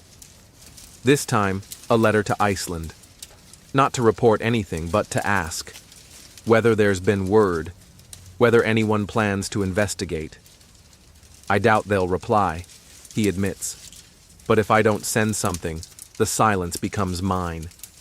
You step outside and find a child dragging a small sled in lazy circles. He looks up. Is the Western settlement gone? He asks, like asking if a toy has rolled under the bed. You squat down beside him. Maybe, you say. Maybe they moved. Maybe they're warm somewhere else. He considers that. Maybe they're just quiet now, he replies. Like when I hide. You nod. The idea sits with you all day. That Greenland's greatest mystery isn't a disaster. It's neglect. That entire families could vanish not because they were attacked or cursed or punished, but because no one remembered to knock on the door. You return to the hearth that evening, where the elders are telling stories again. Someone mentions a relative from the western coast, a fisherman, or maybe a herder, or maybe that was a dream. The names blur, the memories soften, and no one questions it. Because in this world, when something fades, you either carve it into stone or you let it drift. And tonight, all the stones are buried under snow. You wake up with a crick in your neck and a suspicion in your gut. Something about last night's story didn't sit right. Maybe it was the line about the Western settlement simply walking into the snow. Maybe it was the way no one questioned it. Or maybe it's what you're holding in your hands this morning, a tiny bronze clasp, unearthed by a child digging for roots behind the longhouse. It's shaped oddly, decorative, almost Celtic, not Greenlandic, not Norse.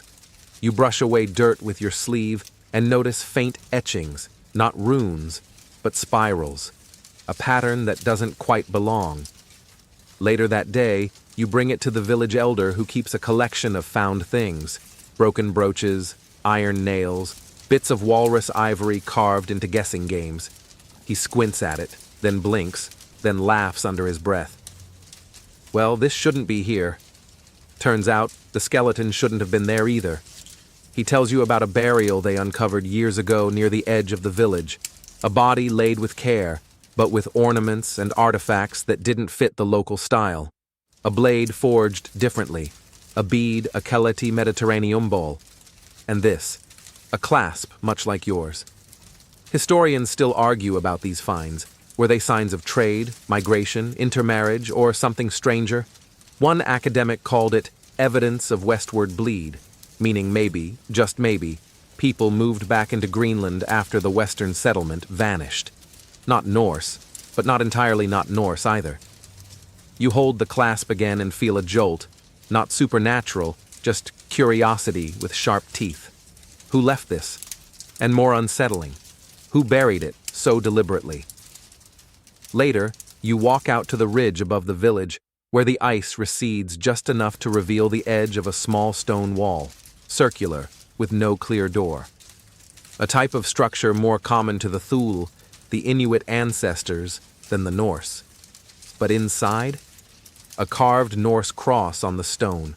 Someone tried to bridge cultures here, or maybe just survive with whatever pieces they had left. That's the thing. Disappearance might not be erasure, it might be merging. You hike further inland, past a crumbled homestead, until you reach what locals call the Whisper Pit, a hollow in the rock where wind whistles like voices. Not spooky ones, just distant. On the walk back, you find another fragment, a shard of pottery with decorative scratches, too symmetrical to be accidental. You pocket it. By evening, you're huddled by the fire again, staring into the flames and wondering how many artifacts were lost, how many bones lie buried under glaciers, how many secrets simply dissolved into thawing soil. The priest joins you. He's been reading a record from Iceland, something about a ship that disappeared on its way to Greenland in the 1400s, carrying not only supplies, but passengers, including a rumored missionary from Constantinople. A wild claim, he mutters. But the clasp you found, he trails off. You think of a quirky detail from the archives. One tale, preserved in a saga barely anyone bothers with, talks of a woman named Hallfrid who wore foreign bangles and spoke with a lilt, like a wave that had crossed the world. No one believed she was real, just poetic invention, until you held the clasp. That night, you lay by the fire, ears ringing not with wind, but with the idea that Greenland may have held more than anyone ever guessed. That its vanishing wasn't a final page, but a rewrite. Maybe some Norse became Inuit. Maybe some Inuit buried Norse neighbors. Maybe the last Greenlanders weren't lost. They just stopped being only Norse. You fall asleep to the crackle of fire, the whisper of wind, and the slow, heavy truth sinking in like snow melting into soil. Not every disappearance is a death. Sometimes, it's just a change of clothing. By now, you've gotten used to the cold, the wind, the way your breath coils like a ghost when you step outside. But today, there's something different in the air, sharper, heavier. You can't quite place it until you reach the dock and see what's tied there. A small boat, new to the village, its timbers soaked and battered. And on board, a man coughing so hard you feel it in your own lungs. The villagers have gathered, cautiously curious. The man is wrapped in sealskin, pale, sweating, and barely coherent. A traitor, he says between gasps. from Iceland, or maybe from Norway. The words are jumbled, the accent strange. The only thing that's clear is this: he's sick. You step back instinctively. The priest arrives. The elders confer. The man is carried, not welcomed, into a small storage hut at the edge of the settlement. No one speaks the word, but everyone's thinking it. Plague. Not long after, another cough echoes from one of the longhouses. Then another. And then the quiet begins to quiver.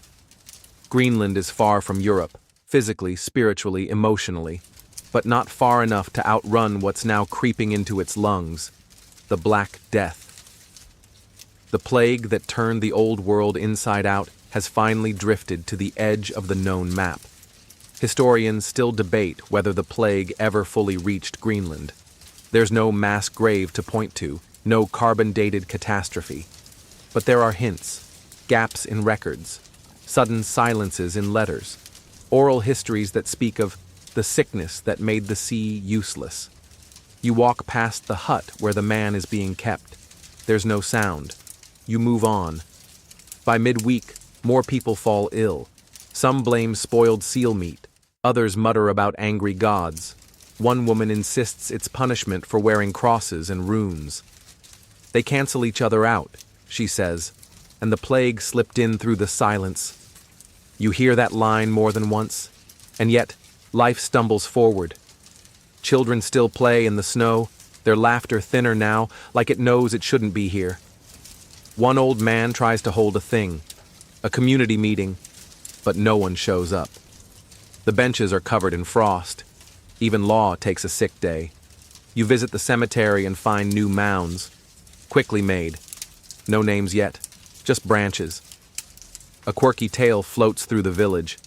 A fevered man was heard mumbling in Latin, though he never learned to read. Someone suggests it was a final confession, spoken by a ghost using his mouth. You don't laugh, not because you believe it, but because it feels true. The next day, the boat is gone, slipped away in the night, or maybe scuttled, or maybe it was just a fever dream to begin with. Some villagers say it never existed, that no one came, that the plague is in your mind, and maybe you should lie down and let the wind explain itself. You check the storage hut, empty now. Not even the smell of illness remains. Was he real, or did the sickness sail in through the gaps in memory? You sit with the priest by the fire. He's burning incense made from dried herbs and fish bones. You try not to breathe too deeply. We have no records, he says quietly. If we die, who will know? If we live, who will care?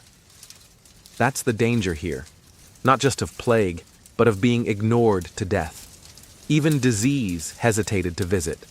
You remember that the Black Death changed everything in Europe. Feudalism cracked, economies shifted, belief systems broke under the weight of corpses. But here? If it came at all, it came like a whisper, a shadow, a silence deeper than any grave. Later that night, you see a boy stacking stones near the edge of the fjord. It's a cairn, he says, for my uncle. You ask how he died. The boy shrugs. Fell asleep, didn't wake up. Then he picks up another stone, as if it's the most normal thing. You help him place the next one. That's how Greenland handles plague, not with mass panic, but with quiet stacking. One death at a time, one cairn at a time. No historians, no headlines, just the wind, the snow, and the slow math of vanishing. The next morning, the coughing stops, but so does the singing. And you realize something cold and final. If the Black Death did reach Greenland, it didn't have to kill everyone. It just had to make everyone else stop coming. The coughs have quieted. The air feels oddly clean. Not better, just empty. A kind of silence that makes you wary, like the world is holding its breath. You wake and wander the frost-etched paths, half expecting the village to be gone. But it's still here. The longhouses creak, smoke limps out of the chimneys. A woman hums a lullaby to a child wrapped in sealskin. It all looks normal, until you realize something's changed. The words. You pause outside the church where two men are arguing about whether a shipment from Iceland ever arrived. One says it came, the other says it didn't. The problem? They're speaking in different dialects. You can hear it. One's sharper, quicker, the other slower, rounder. Norse, yes, but changed. You wander through the village listening, and the pattern becomes clear. Grandparents use one set of phrases, children use another. Some words blur, others vanish. Someone asks for a kvenmatter, a traditional women's dish, and gets a bowl of boiled snow, because no one remembers what it means. You sit beside the clerk who keeps the scrolls. He's translating a document from the mainland, something about trade taxes and fishing laws. You notice he pauses often, scribbles notes in the margins. I'm not sure what half of this says, he confesses. The words are foreign, or maybe I am. You nod slowly. Something's slipping. Historians still argue about the Norse language's fate in Greenland. There's no final scroll, no signed goodbye. But there are signs of drift. Linguistic isolation. Borrowed Inuit terms for tools, snow types, seal parts. Some settlements likely developed their own idioms. By the time Iceland checked in, Greenland Norse may have sounded as familiar as Shakespeare does to a teenager with Wi-Fi.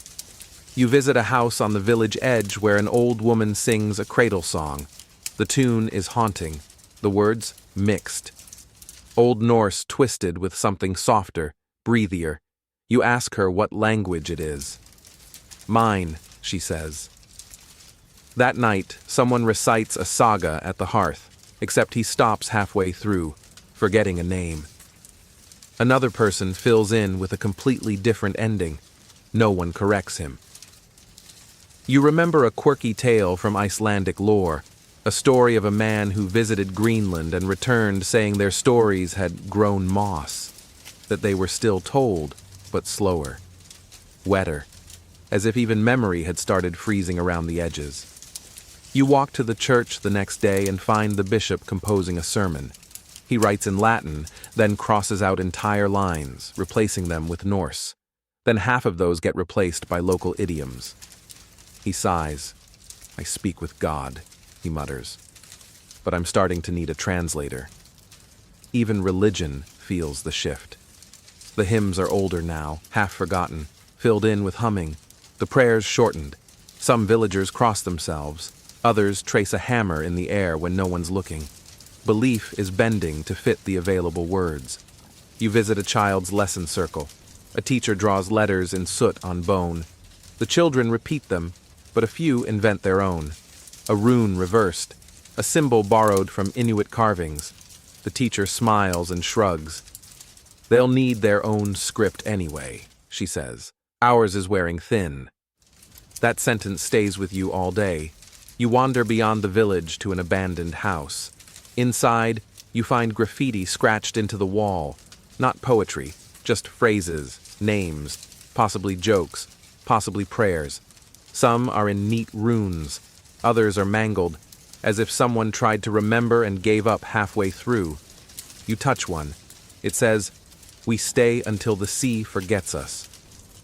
Later, you help a boy carve a message onto a wooden panel. He asks how to spell hope. You pause. Is it Von? Van? Vono? He stares up at you. You make something up. He nods. Language is memory's boat, and here, in the cold, it's starting to leak. But the people aren't alarmed. Not exactly. They're adapting. Softening edges. Making new shapes with old sounds. The Norse language isn't dying. It's doing what cold things do. Cracking, slowly. But underneath, still meaning. You stand by the fire that night and listen as two elders argue about how to pronounce the word for snow. Then they laugh. Then they agree to just call it the white that stays. And you think, when the tongue forgets the word, but remembers the meaning, maybe the people didn't disappear. Maybe they just started speaking differently than history expected. You hear the horn before you see it. A single low note cuts through the frost-heavy air like a blade drawn through wool. You follow the sound to the edge of the village, where a man stands on a rise with his hand cupped to his mouth, bellowing something that could be a warning or an announcement. "They're coming," he calls, breath misting into the blue-gray sky. "From the fjord." Everyone stirs. For a moment, it feels like a scene from the old sagas. Defenders grabbing axes, children scooped up, chickens panicking. But then reality returns. No one here is charging into battle anymore. The horn isn't calling warriors, it's calling witnesses. You make your way to the docks, such as they are, and squint out into the icy haze. There it is. A ship. Small, rough, clearly not Norse-built. One of the newer hybrid vessels, stitched with sealskin, curved in the Inuit style, but with a Norse-style mast added on like an afterthought. The figure at the prow is wrapped in furs, face obscured, and you realize this isn't a foreign ship. It's a Greenlander returning, but not the kind you were expecting. The man steps ashore slowly, stiff from the cold. He speaks with an accent that bends around vowels oddly. His tunic is Norse. His boots are Thule style. His words, when they come, are stitched together like his boat, part one world, part another. People gather, not just out of curiosity, but recognition. A few know his name, others know his family. He's from the Western settlement. Or was. Historians still argue whether there was genuine contact between Norse Greenlanders and the Inuit, or if the Norse refused to adapt until it was too late. But standing here now, you see it clearly. Adaptation did happen. Quietly, patiently. One person at a time. This man, let's call him Ari, sits by the fire later and tells stories. His voice is slow, thoughtful. He talks about living inland, hunting with dogs, traveling by sled, fishing under ice so thick it sounds like stone. He talks about the silence that followed the Western settlement's collapse. He doesn't say why they left. He just says they stopped needing the sea. That idea sticks in your throat. The villagers listen, transfixed. Some nod. Some cross their arms. A few narrow their eyes, uncomfortable with what Ari represents. Change. Proof that their ways aren't the only ways. Proof that the line between us and them has always been thinner than they pretended. Later, someone brings up the horned helmets. A young boy asks Ari if the Westerners wore them. "No one ever wore those," Ari laughs, "except liars and actors." A soft ripple of amusement follows. You pass a girl that evening carving a tiny figure, part seal, part dragon. You ask what it is. She shrugs. "A sea spirit," she says, from Ari's stories. You ask if it's real. "Everything's real in the snow," she replies, then adds, "until it melts." The next morning, you notice something strange. One of the longhouses is flying a new banner. An old Norse symbol, yes, but redrawn, simplified. It's mixed with an Inuit pattern. Not official, just natural. The culture here is no longer strictly Norse. It hasn't been for a while. It's something new. And maybe that's why the world stopped paying attention. Because this version of the Viking legacy doesn't raid, doesn't conquer, doesn't pose for museums. It whispers in two tongues and lives on fish oil and dreams. You recall a quirky tale about a Greenlander who returned to Iceland after decades away and was arrested for speaking in riddles. Turns out, he was just using words no one else had heard yet, words borrowed from another way of life. You wonder if Ari would be arrested too. You wander out to the edge of the fjord again and find his boat, curved and strange, ice clinging to its hull like barnacles. It's not beautiful, but it's functional, a perfect blend of desperation and wisdom. That night, Ari talks about the wind, how it moves differently, he says, how it can kill you if you don't listen, how you don't fight it, you follow it. That's not Viking talk. That's survivor talk.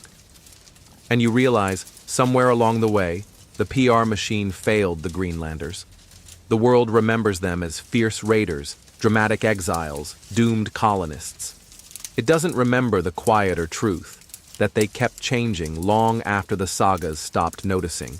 Their boats changed, their clothes changed, their stories shifted shape. And now, looking around, so has the culture. There are no horned helmets here, just children with names that blend Norse and Inuit, just stories where Odin and Sedna drink tea beside a whalebone fire, just a village that isn't disappearing. It's just not what we thought it would be. You close your eyes by the fire, listening to the wind move through the cracks in the longhouse.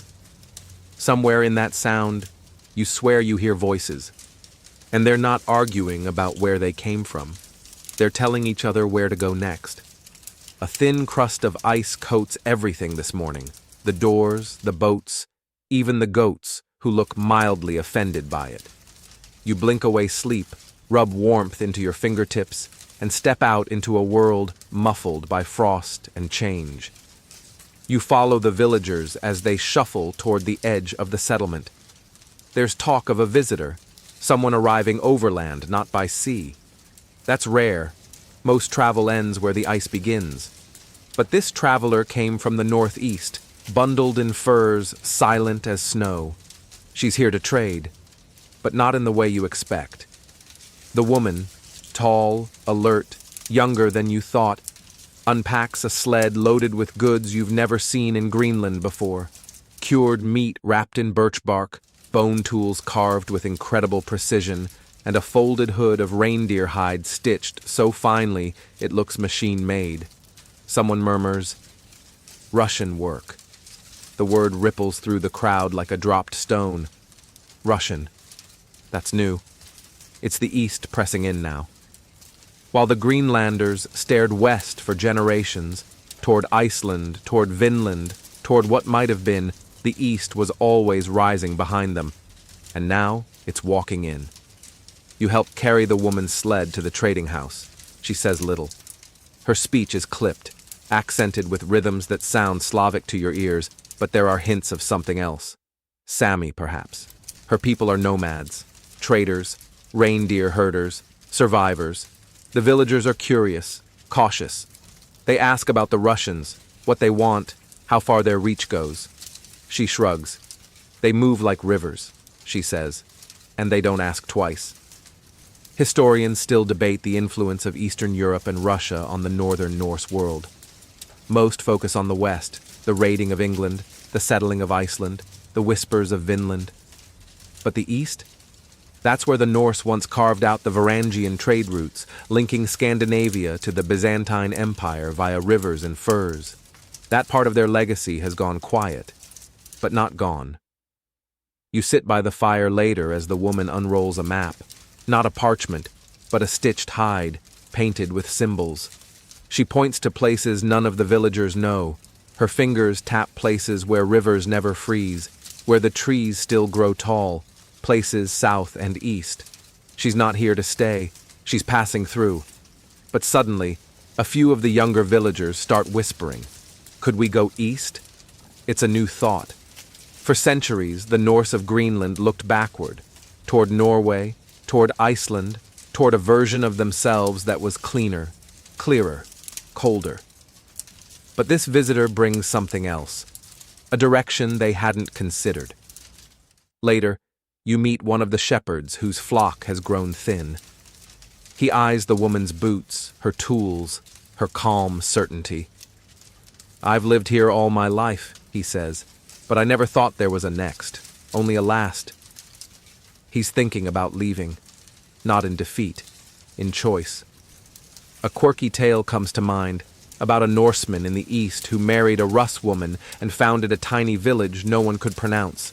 They raised goats, had 9 children, and became a footnote in both cultures. That story? Likely fictional. But stories tend to grow from seeds of truth. And now, here you are, watching those seeds shift under the snow. The woman leaves at dusk. Her sled glides silently into the twilight, pulled by dogs that barely make a sound. She doesn't wave, but she leaves behind more than goods. She leaves an idea that Greenland is not the edge. It's a bridge. You stand at the edge of the village the next day, watching the sunrise struggle to break through the clouds. And you realize something profound. The Norse didn't vanish. They were squeezed. From the west, by distance and decay. From the east, by emergence and movement. No one drove them out. No one burned them down. They were simply outpaced. As new peoples moved, learned, traded, and adapted, the Greenland Norse, tied to their frozen soil and ancient memories, stood still, until even the wind moved past them. You hear someone mutter behind you, "The world's getting smaller." You think, no, it's getting wider, just not in the direction they were facing. You wake to commotion, gentler than usual, but with an unmistakable finality in it. There's movement in the village, not chaotic, not panicked, but deliberate. Someone is loading sacks onto a sled. A woman is tying up dried fish bundles. A child clutches a bundle of carved toys with too much care to be casual. Something's ending. The last ship is about to sail. You walk slowly toward the fjord, heart heavy with a feeling that doesn't quite have a name. It's not grief, not yet, just the hush before it. The boat isn't large, it's patched, rough, and low in the water, as if even the sea isn't sure it should carry it. But it's seaworthy, barely, and that's enough. A few families are going, not because of famine, not because of war, but because they've had enough of waiting for something to get better. Iceland still answers letters, sometimes. There's hope for trade, for warmth, for continuity. The departure isn't loud. No horns, no weeping, just slow work, quiet goodbyes. A dog whines as it's tied to a post. Someone gives a hasty blessing. Someone else gives a dried cod as a gift for the voyage. "It'll taste like home," he jokes. No one laughs. You approach a man you've seen only in passing before, tall, sun-creased, hands calloused from net mending. He's leaving. He looks at you, squints, and says, "I was born here. So was my father. So was his. But we're the last." You don't ask what he means. You already know. The last ship isn't carrying heroes. It's carrying memory, and the weight of that memory is greater than any cargo. You watch them push off.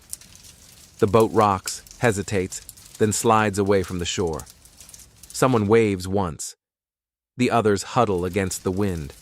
The sail catches, awkwardly, then steadies. Just like that, they're going. Historians still debate whether there really was a last ship, a final departure from Greenland back to Europe. Some believe people trickled away gradually. Others think a single voyage marked the final bow. No records confirm either version. But the silence that followed, that's real. Because after a certain point, no letters arrived, no grain was ordered, no one answered the bishop's final summons. It wasn't a disappearance. It was an unsubscription. You turn away from the dock and walk through a village that suddenly feels hollower. The longhouses echo. The goats seem fewer. Even the snow sounds different, quieter when it lands. Inside the church, the priest sits alone, staring at an unlit candle. He looks up when you enter, as if expecting someone else. "I gave them a blessing," he says, "but I don't know where to send mine." You sit beside him. Neither of you speaks for a long time. Outside, the children who remain play in the snow. One of them builds a ship from ice blocks and sends it sliding downhill. It crumbles halfway, but they cheer anyway. In the longhouse that evening, the conversation is softer. There's no grand declaration of loss. Just comments like, "They took the good pot with them." "Did you give them the fishing hook?" "They left the sled." That was kind. A quirky tale circulates. An old woman claims the ship will never reach Iceland because the wind loves Greenland too much. "It keeps pulling everyone back," she says, eyes gleaming. "Even ghosts get homesick." You sleep restlessly that night, dreams filled with water and sails, with voices fading behind mist. In the morning, the sea is empty again. You stand at the same dock, staring out across the vast silence. No sign of the ship, no ripple, just frost clinging to the rope posts, and the feeling that something large has quietly left the room. And then it hits you. This wasn't the end of Greenland. It was the beginning of its echo. Those who left carried the stories, the sounds, the recipes, the lullabies. They brought pieces of a fading culture into a new land. Maybe no one in Reykjavik celebrated their arrival. Maybe no one in Norway even noticed. But someone somewhere remembered a Greenlander's name, or a Greenlander's soup, or a Greenlander's way of watching the stars. And that memory, carried over water, was stronger than frost. The ship is gone now, but the wake it leaves isn't water. It's a trail of whispers, curling through time. You wake before the sun today, not because of noise or cold, but because you've dreamed of maps. Strange ones, stitched on hides, burned into driftwood, scrawled in fading ink across the margins of old sagas. You see dotted lines that vanish into blank spaces, arrows pointing both forward and backward. One word written in the center glows faintly. Blood. Not the kind spilled in battle, but the kind swirling in your own veins. You rise and step out into the frozen morning. The snow crunches with a quiet that feels reverent. Around you, the village sleeps. But somewhere, deep beneath fur cloaks and crumbling turf walls, something ancient still pulses. Today isn't about stories or trade or ships. Today is about DNA. Because here's the twist you never saw coming. The Vikings never really left. Not all of them. They're in the mirror, in cheekbones, in mitochondrial inheritance, in the names tucked into family trees that no one quite understands anymore. You walk to the edge of the fjord and picture 1,000 years collapsing into a single strand of hair. Historians and geneticists still argue about the exact legacy of the Greenland Norse. For years, it was assumed they vanished cleanly, like a soap bubble, a historical footnote. But now, with the rise of ancestry testing, fragments are surfacing. Fragments with longboats in their blood. You remember a quirky news story from a few years ago. A Canadian woman took a DNA test and found Scandinavian markers she couldn't explain. Her family had never been to Europe, but they'd lived near Newfoundland for generations. She laughed it off, called herself a Viking by accident. You wonder how many others are walking around with Greenland tucked quietly behind their ribs. Back in the village, the clerk shows you a scroll with names of families that once lived here. Dozens, maybe hundreds. Some with clear links to Iceland, others without a trace, lost lines, vanished surnames. You run your fingers over one in particular, Ingveld's kin. No record of where they went. Just the note. Last seen at the outer fjord. Maybe they were among the last ship's crew. Or maybe they blended into something larger, something human. You ask the clerk if any descendants ever came back to look for them. He shrugs. A few ships, a few curious priests. Some dug, some just stared. No one stayed. You spend the afternoon walking the village, looking at faces with new eyes, high cheekbones, gray-green eyes, a particular way one boy squints into the wind, a woman whose stride is just a little too bold for the quiet herders. Maybe none of it means anything.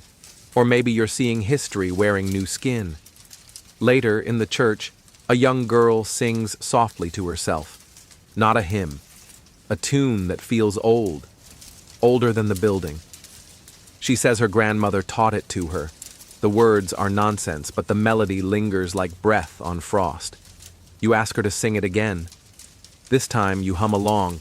You sit by the hearth that night and think about how the past doesn't vanish. It seeps into language, into habits, into genes. You think about how your own DNA might carry whispers you've never listened for.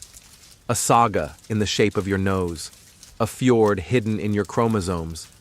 What if the Greenland Norse didn't disappear? What if they just folded themselves into the future?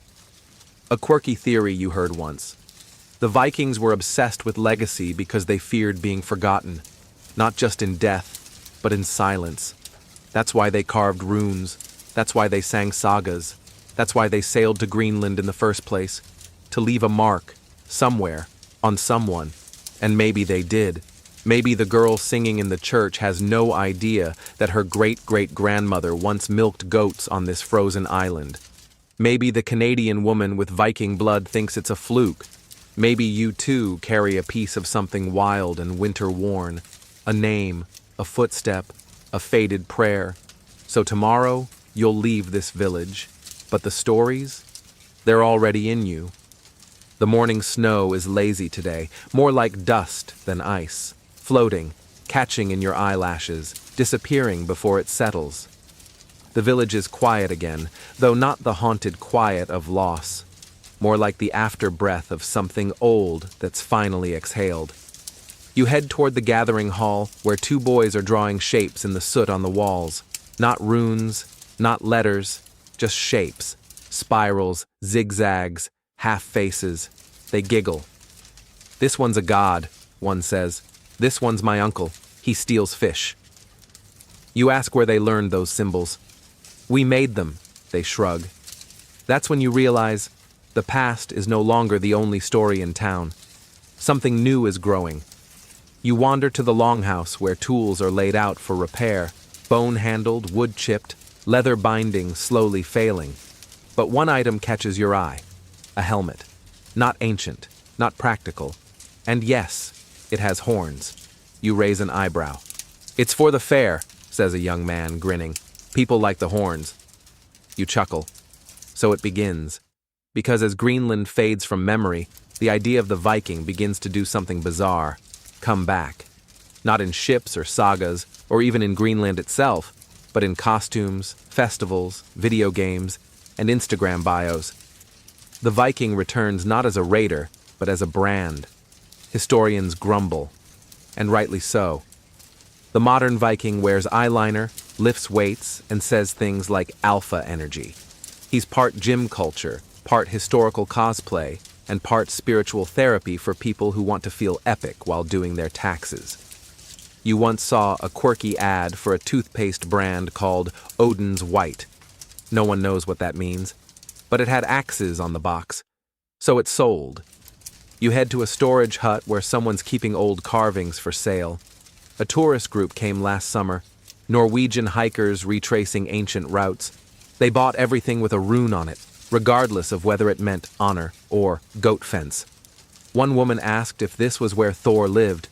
The villager sold her a spoon and said, "Yes, he likes stew." That's the Viking revival. A stew. One part myth, one part metal music, and one part made-up nonsense that looks great on a hoodie. You visit the church. The priest has traded his old robes for a lighter woolen cloak. He's preparing for a festival in town. Viking Week, they call it now. He's teaching local kids to chant old Norse phrases phonetically. "Do they understand them?" you ask. He smiles. They don't have to. It's about feeling it in the throat. You hear that same phrase again later at the storytelling circle. Feel it in the throat. As if the truth of the past isn't in the facts, it's in the echo. One boy has carved himself a little boat and floats it on the river. It has shields painted on the side. He calls it the Dragon of the North Wind. You ask where he learned that. "A movie," he says proudly. "The Viking rides it to fight the Ice King." You say nothing. You sit near a group of teenagers later who are arguing about tattoos. One shows off a raven etched into his forearm. "It's for Odin," he says. His friend rolls her eyes. "You failed the rune test twice," she says. "You thought the death symbol meant sister." Everyone laughs. But none of them question whether they're allowed to belong to the past. That's the beauty of myth. It's flexible. Historians still argue over whether this reinvention helps or hurts our understanding of the Norse. Does turning history into a TikTok trend cheapen it? Or does it keep the embers warm for another generation to fan? You don't have the answer. But you do know this. The Vikings might have disappeared from Greenland's icy shores, but they stormed back through culture's side door, horned helmets and all. You walk to the cliff's edge that evening, look over the frozen sea. Picture Eric the Red shaking his head at the cosplay. Leif Erikson posing for a cereal box, a longhouse turned into an Airbnb. And yet, if they had to vanish, isn't this a kind of victory? To become an idea strong enough to outlast accuracy? To evolve from feared raiders to cartoon mascots, warriors of memory, and weird slogans on protein powder?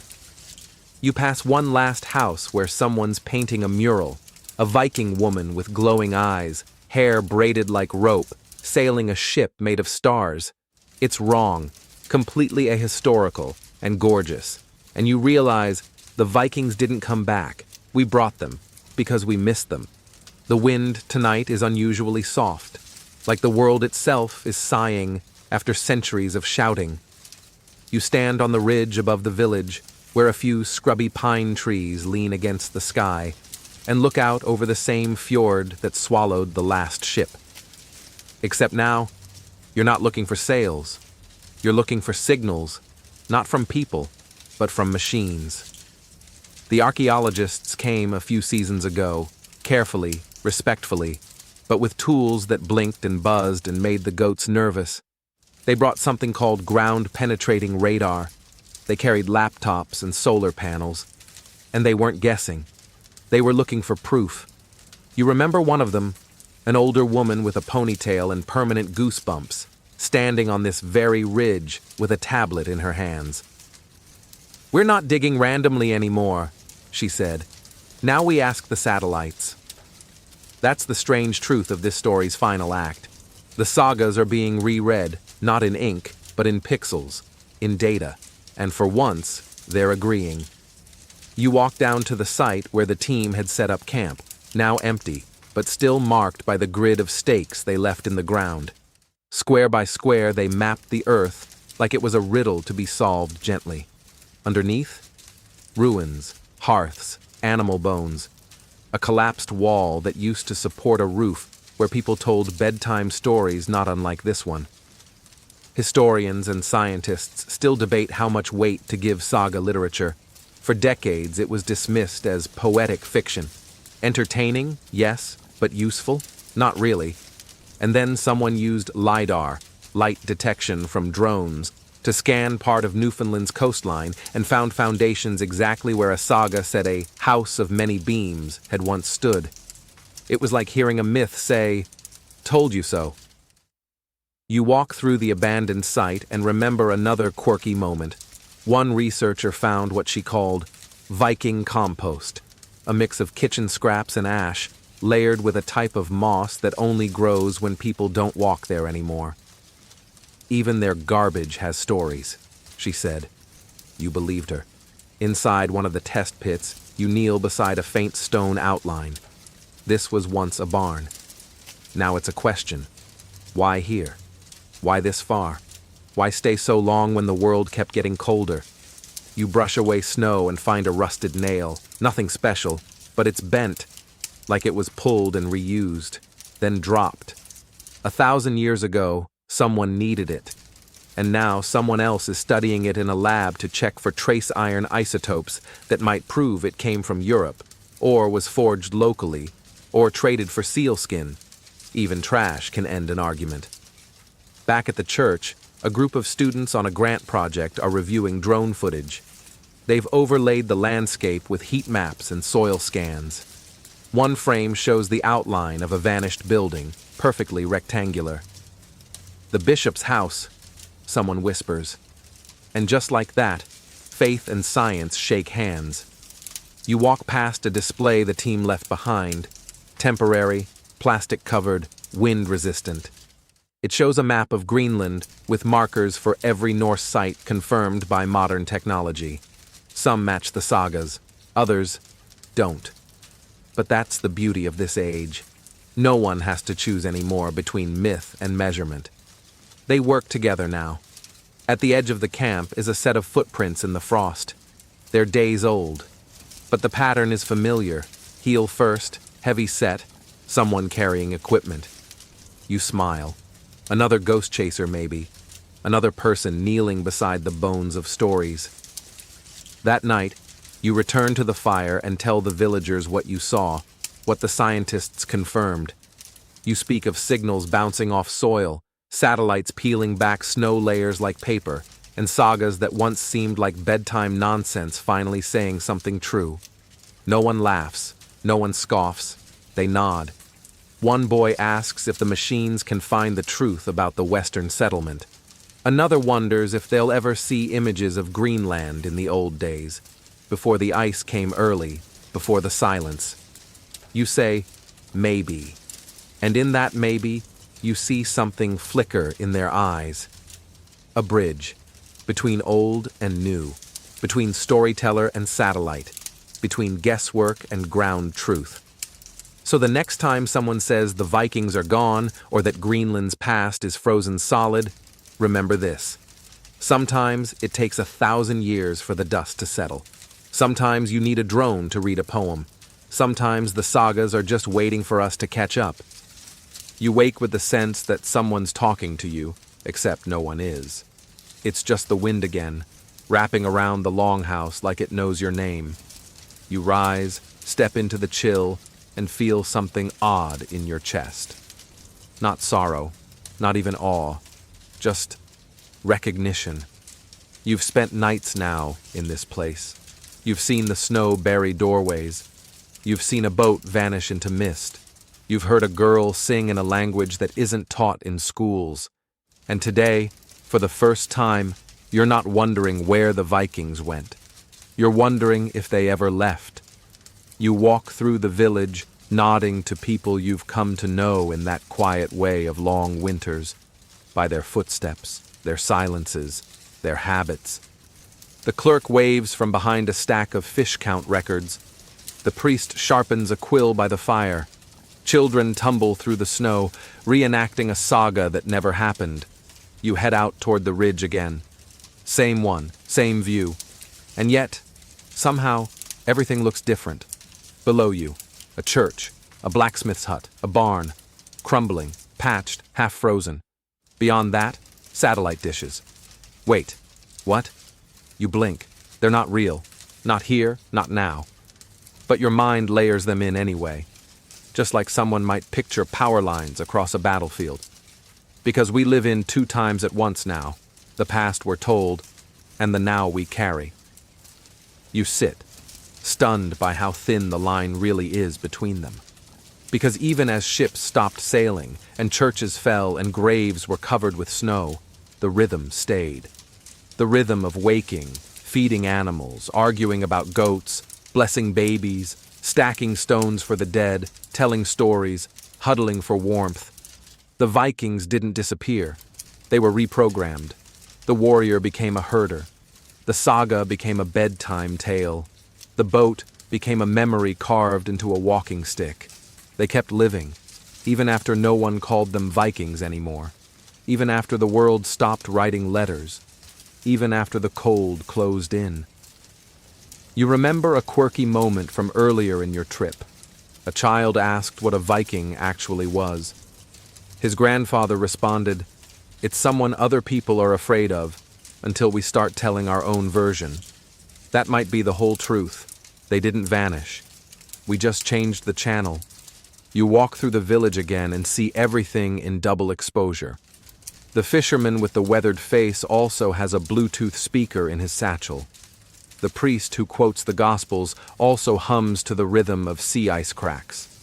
The clerk's scrolls sit beside a solar battery pack. The saga reader wears earbuds when no one's looking. Greenland didn't freeze in time. It drifted into our time, quietly. And we were too loud to notice. Historians still debate the last moments of Norse Greenland. Was it plague? Was it famine? Was it failure to adapt? But here's what you've come to believe. They didn't fail. They just finished. You find yourself at the dock again, watching nothing in particular. The sea, the ice, the sky that looks like old parchment. You remember the longboats, the carved gods, the whispered prayers. You remember the laughter over soup and the weeping when no ships came. And you realize this story never had an ending, just a fading frame. The reel kept spinning. We just got distracted. But now, we're looking again. We're listening. We're excavating, decoding, remembering, not out of guilt or romance, but because the echo still holds warmth. That's why we still care about Vikings. Not because they were fearless, but because they were fragile too. Human, cold, hopeful, and like us, always building stories from the pieces left behind. You walk back to the longhouse one last time. Someone calls your name, not your real name, the one you've earned by being here long enough. They say it like you belong. And for a moment, you do. You don't wake up to wind this time. You wake up to stillness, the kind that's not just quiet, but complete. Not a pause, but a hush, as if the land itself has drawn its final breath for the season and now waits. The village is covered in snow so fine and deep it smooths out every footprint. The longhouses look like sleeping beasts. The dock is nothing but a suggestion beneath white. You walk the path one more time. No one speaks, but everyone knows. This is the end, not of life, not of the people, but of this story. And stories have to end, even if the people telling them never truly do.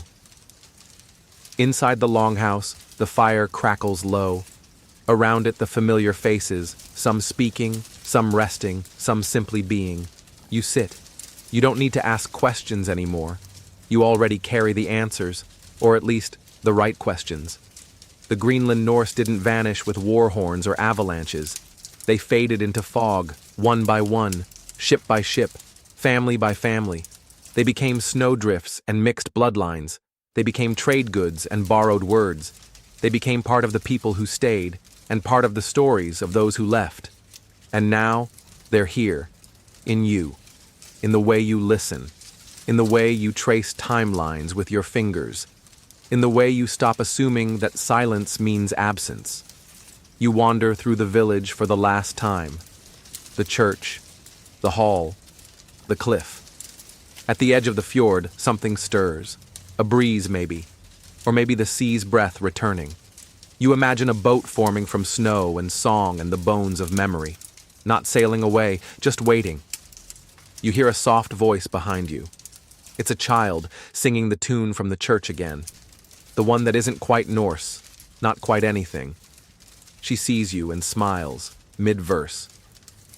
"We keep singing," she says, then skips away. It's not a declaration. It's a truth. You sit down on the dock post, hands in your lap, and watch the sky melt into mist. And as the story closes around you, slow and warm and sure, you realize what it means to disappear properly. It doesn't mean being forgotten. It means becoming something else. Not lost, just less seen, until someone like you comes looking and listens. So now let's sit here just a little longer. Let the story settle. Let the cold loosen its grip on your shoulders, and the breath in your chest find a slower rhythm. The longhouses behind you are quiet now, the hearths low, the embers glowing like tiny sleeping suns.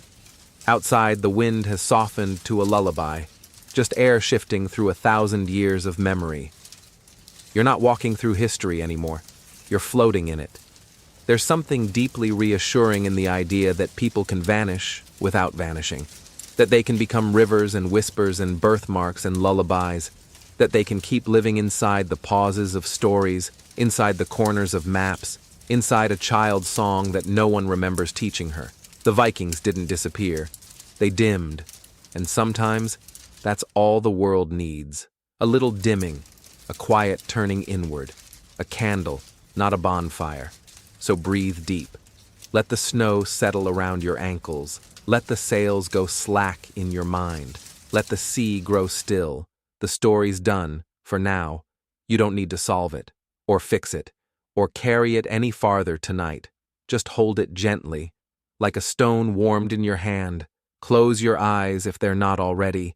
There's nowhere else to be. You're here, you're warm, you've traveled far, and the story will still be waiting when you wake. Sweet dreams.